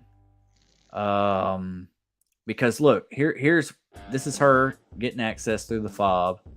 You got Kirby in the back. A lot of people said that this is like a stairwell instead of an elevator. It still kind of looks like an elevator to me, but we'll see. This is definitely the entry to it. And then, you know, they're walking into it, and then you got them all looking around, puzzled, and then she walks over here and turns on the lights or something to get a better view. And we see her in the trailer also saying it's a shrine, you know, so she obviously knows what she's talking about. But what's puzzling me is, you see what she's wearing, right? Yeah, it's like pink. A pink coat. Yeah. That is nothing like what she's wearing right here when she's running from Ghostface. Mm-hmm. Where does this scene take place? Because it does look like Ghostface actually gets, you know, like like the upper hand a little bit on her. Yeah. Because look, it looks like he's about to stab her, maybe in the shoulder. I don't know how she gets out of this without even getting injured at all, you know? Yeah, and you can see the mask he's wearing too. It's the OG mask. So right. This must be like the killer that's like, I'm something much different, and he's like the like CIA assassin Ghostface. Right. So I'm thinking that this all takes place after that whole shrine scene that she takes them down to. But isn't this movie supposed to take place mostly in the same night and same day? Yeah, like That's what I've been hearing. yeah, this one here too, but I don't know. I have to watch the movie to find out because if it all does takes place in the same night, then there's a lot of stuff going on between night and morning. Right. You know, in that time frame. You know, so I don't know. I honestly, I don't really know, to be honest. People say it's one night, but who knows? We'll find out. Yeah. Yeah. We're gonna find out soon enough for sure. I'm trying to skip through here. Guys, we're about to wrap it up. I gotta call it a night. I have an early morning. We're already at 1 o'clock here. So I'm gonna do a couple more comments. I'm gonna scroll through here, try to skip some. I'm sorry if I missed your message or anything. Like we kind of got caught up in the moment. Extron Gamer says Screamathon, I love it. Hell yeah. I'm gonna do it. Extron, if you want to come on, you're absolutely welcome. Blood Rose, Horror Nightmare. I love the first two Mummy movies with Brendan Fraser. Yeah, I do too. That first one's really good. I don't know if the CGI holds up as well this day and age, but it's still really good. The CGI is pretty good Is it? for 99. Yeah, for 99 it's pretty good, but yeah, it doesn't really hold up to today's CGI standards. But it looks decent enough to where you're like, okay, that's fine. Yeah. ZZM says, wait a second, Screamathon, does this mean you two are the killers? We might be. Enter at your own risk. Yeah. Depending on the day, any of the Scream films could be considered number one. Yes, it could. I agree with that. Extron says, Destin, yeah, Dead Meat and Zach Cherry got spoiled today also. Damn. These fucking assholes out here. Oh my god. Distance, Nanette. Oh, Blood Rose Horror Nightmare. Okay, Nanette. Hell yeah. Nanette is a good friend of the channel. Hell yeah. Blood Rose Horror Nightmare. Okay. I'll remember that. Awesome. I shot him 6 times, says Destination Station. I feel you, bro. Somebody tried doing that shit on my video earlier. This is blocked. Yes, I did the finger wag for. Hell yeah. Good, man. Just be careful. Be really careful. Sometimes you can't avoid it if somebody's sending some stuff directly to you. I love that clip. Hell yeah. Patricia Taylor says, hi, my name is Trish, and I'm Scott Walker's fiance. This is my first time on the channel. Well, welcome, Patricia. Welcome to the channel. Welcome to the chat. Welcome to the fam. Glad to have you. Sorry to get to you so late. But yeah, glad to see you. Hope to see you return as well. I'd rather see Scream 6 in the Mario Brothers film. Okay. Blood Rose Horror says my ranking is 1, 3, 2, 4, and 5. Okay. See, everybody's different. Aline Scott, use my. Okay, cool. Nice. Gareth McWaters says would be great to watch all the films again like it was the first time, not knowing, but they all only have that surprise element once, but they're always enjoyable. Yeah, they're always enjoyable. Always. I just want it to be more connected. That's the only thing I want. I want the new films to be connected with the old films. You know, I just want the writers to be that smart. You know, I mean, I could write a movie and be like, ooh, I want Ghostface in New York, and I want it to be a rampage, and I want our characters to be here and get there by the end of the movie, and we got to write it that way. And I just want Ghostface to just kick ass and kill people until we get to the reveal. Okay, but let's have some story in there. Let's have this stuff connect. Let's make it make sense what we're trying to build up here. Build Yeah. up the lore a Yeah, little bit. that's the thing about Scream, right? Is that it's more like story driven than slasher driven. Even though it is a slasher, and we get Yeah. that we get the kills and all that. It was just that we have a lot of focus on character building and all that, and I think that's the thing about Scream that not I don't think even Friday 13th doesn't have, is character building, and that's what Scream has. Where in Friday 13th, you could just be like, all right, Jason's on a boat, he's in Manhattan, he's killing people. Jason's over here, he's in Crystal Lake, he's killing people. That's the whole movie. Like, who gives a fuck? Right. That type of feel. It's just your slasher movie with that's it. That's all it's got going for it. Yeah. How does he get to the boat? Who cares? Yeah, right. Why is there a boat going from Camp Crystal Lake to New York City? I don't know. Nope. All right. And I never questioned that whenever I was a kid either. I never once questioned it. The kills in Scream season 3 were brutal compared to the movies. Yeah, they were. They had some. All 3 seasons had some pretty brutal kills. I was like, wow. Okay. Yeah. Ooh.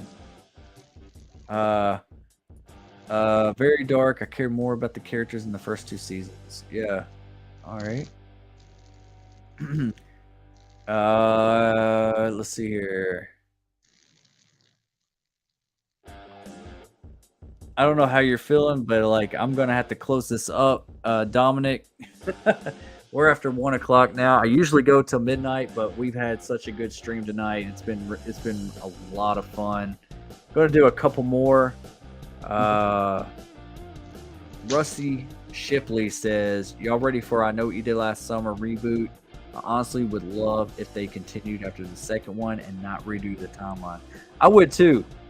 That's one thing I've been thinking about. I Know What You Did Last Summer is like, you can continue from I Still Know What You Did Last Summer, but don't do that ending scene. Like, make that like a dream sequence or something like that, where he drags her under the bed or whatever.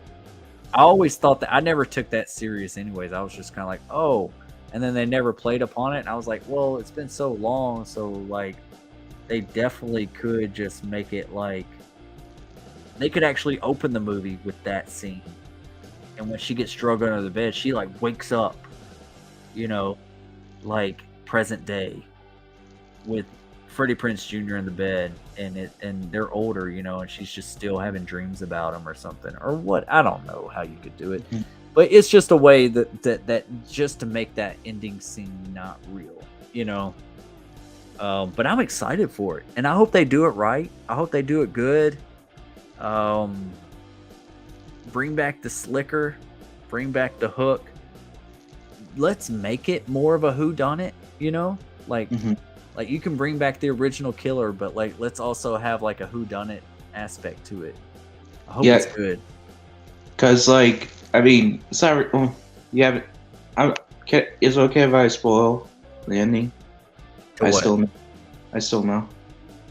Yeah. It's been so long. If you haven't watched I Still Know What You Did Last Summer, you don't know the ending, then I'm sorry, you're about to get spoiled because it's 20 years ago. So Freddy, he shoots and kills Ben Willis. Yeah. So you can have that ending where when Ben drags her, like you said, dream sequence, and Ben's actually dead. So then you bring back that mystery element where people are thinking it's Ben Willis, like especially Jennifer Love Hewitt. She thinks it's Ben, but like it's really someone else, and nobody knows who it is. So it's someone in the group circle, like in Scream, and they're trying to figure out who the fisherman is this time. Yeah. I think that would be more better than actually bringing him back, because we already know Ben Willis is the fisherman. That's the whole thing about the first one, is that it was a mystery who done it as well, Yeah. right? I would make it to where, like, sort of like what you said, but like at the end of the second movie, I Still Know What You Did Last Summer, how they shot him into that grave. Mhm. Like, they buried the evidence. They still hid it from that point forward, you know? Like, no one still knows what they did last summer, but they actually killed him this time. And then you fast forward to today, and maybe they're back at the hometown of the first film or wherever you want to take it. And you like you said, you have a friend. You got this more of a whodunit aspect, and it's kind of like, I know what you did last summer, or I know what you did that summer, whatever. Summer of 1969, whatever. They don't have to call it "I Know What You Did Last Summer." They could have called it, like, shout out to Dave McRae. He said, they could call it "I Know," Yeah. just "I Know," and then they don't have to put "last summer." They just put "I know," Yeah. and then in the note it's like, and then Yeah. And I love Dave McRae. He's super awesome. I don't know. I feel like you still need that title. It's branding. I feel like you should call it, like,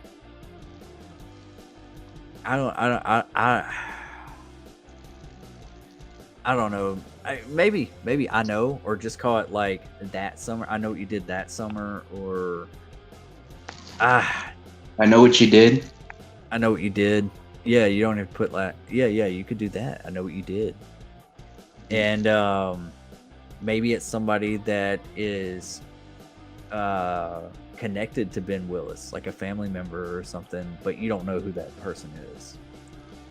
Just to bring it back. I mean, like, that's a very easy approach to do it, but you're trying to revitalize this. I assume they're going to take the Scream 5 route and try to be homage-y as much as they can to the first film, just to bring nostalgia back and bring all this back and being like, this is a love letter to the first movie. And then if that movie hits, then we'll do our own thing in the next one, like they do with Scream 5 and Scream 6. So I think they're going to try to play it a little safe with the first one, just because it's been so long. And it's not Scream. It's not Scream. I mean, it's close to it, but it's a hit or miss. That's what I'm saying. It's like you either, this one's going to work or it's not. And if it doesn't work, then you're probably going to get buried for another 10 years, until somebody else picks you up, or you get turned into another franchise or another series or something. All right, guys. Oh, this has been great tonight. That's awesome, Jamie. Hell yeah. Tonight's been great, Dominic. I'm glad you came on. We had a great conversation. You got to do this more often, man. You're part of the fam. We talk all the time. You're always active in the chat, and this has been great. I hope to see you on. I'm gonna do it one more time. Plug it in one more time before I go, so people know, and you'll see it scheduled in the next couple days. But if I could find it, I got too much stuff on here. Next Saturday, 12 p.m. noon Central Standard Time, we're gonna start the Screamathon live stream. 10 hours. I'm doing 10 damn hours of the Scream films leading up to Scream 6. And if any of you lovely people want to hop in and hang out with me for one movie, two movies, or the entire franchise, or just to come in and say, hey, put your 2 cents in, and then hop out, that's okay too. We'll make it work. But we're going to do a Screamathon, and I want it to be a party. I want us to have all day next Saturday and let's just scream out. All right? We're going to have a lot of fun. I'm going to have a lot of fun, and I'm doing this for y'all. I'm doing this for me too. I'm not going to lie. I'm doing this for me. I want to see this. My ranking may change after I watch all these movies back to back. I've never done that. And I've been planning to do that before Scream 6 comes out. So I'm going to do it with you guys. So yeah, Screamathon next Saturday, 12 p.m. at noon, going all the way to 10 p.m. at night. Hope to see you there, either in the chat or hopping on my stream. Just let me know. You know who you are if you want to be a part of the chat. Or if you want to be a part of the stream. Sorry. It's getting late. I'm old. I'm tired. And I love you all. Thank you, Michael Joe. Appreciate that. I know what you did 20 summers ago. Jeez. I'm not gonna lie. No, Jennifer Love Hewitt. She's a beautiful lady. Ben Willis lives. Whisper to a screen. I like these. Hell yeah. I love that scene in Scary Movie where they parodied the end of I Know What You Did Last Summer. Yeah. I shot him 6 times. Says Destiny Exchange. Send me my Instagram info. Would love to bring him on the channel as well, especially how the yeah, hell yeah, dude. I got you, dude. I got you. I'll talk to you very soon. Very soon. Michael Joe says I'll be on there. Solid stream, Destin. Hell yeah. All right, guys. Dominic St. Clair Studios. He has a great channel. Check him out. Same name. Check him out. Once this video goes into replay mode, I will post his channel in the description of this video, so it'll be easy access. You just easy click away. If you like my channel, you like slashers, if you like Scream, Halloween, and everything in between, you're gonna love Dominic's channel.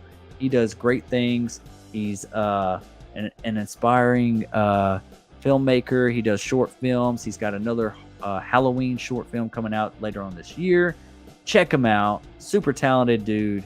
And we love you guys. Thank you for hanging out with us for how long was this? Like 3 hours, a little bit over 3 hours. So yeah, it's been great. If I missed your comment, I promise you I will try to touch base with you on the next one.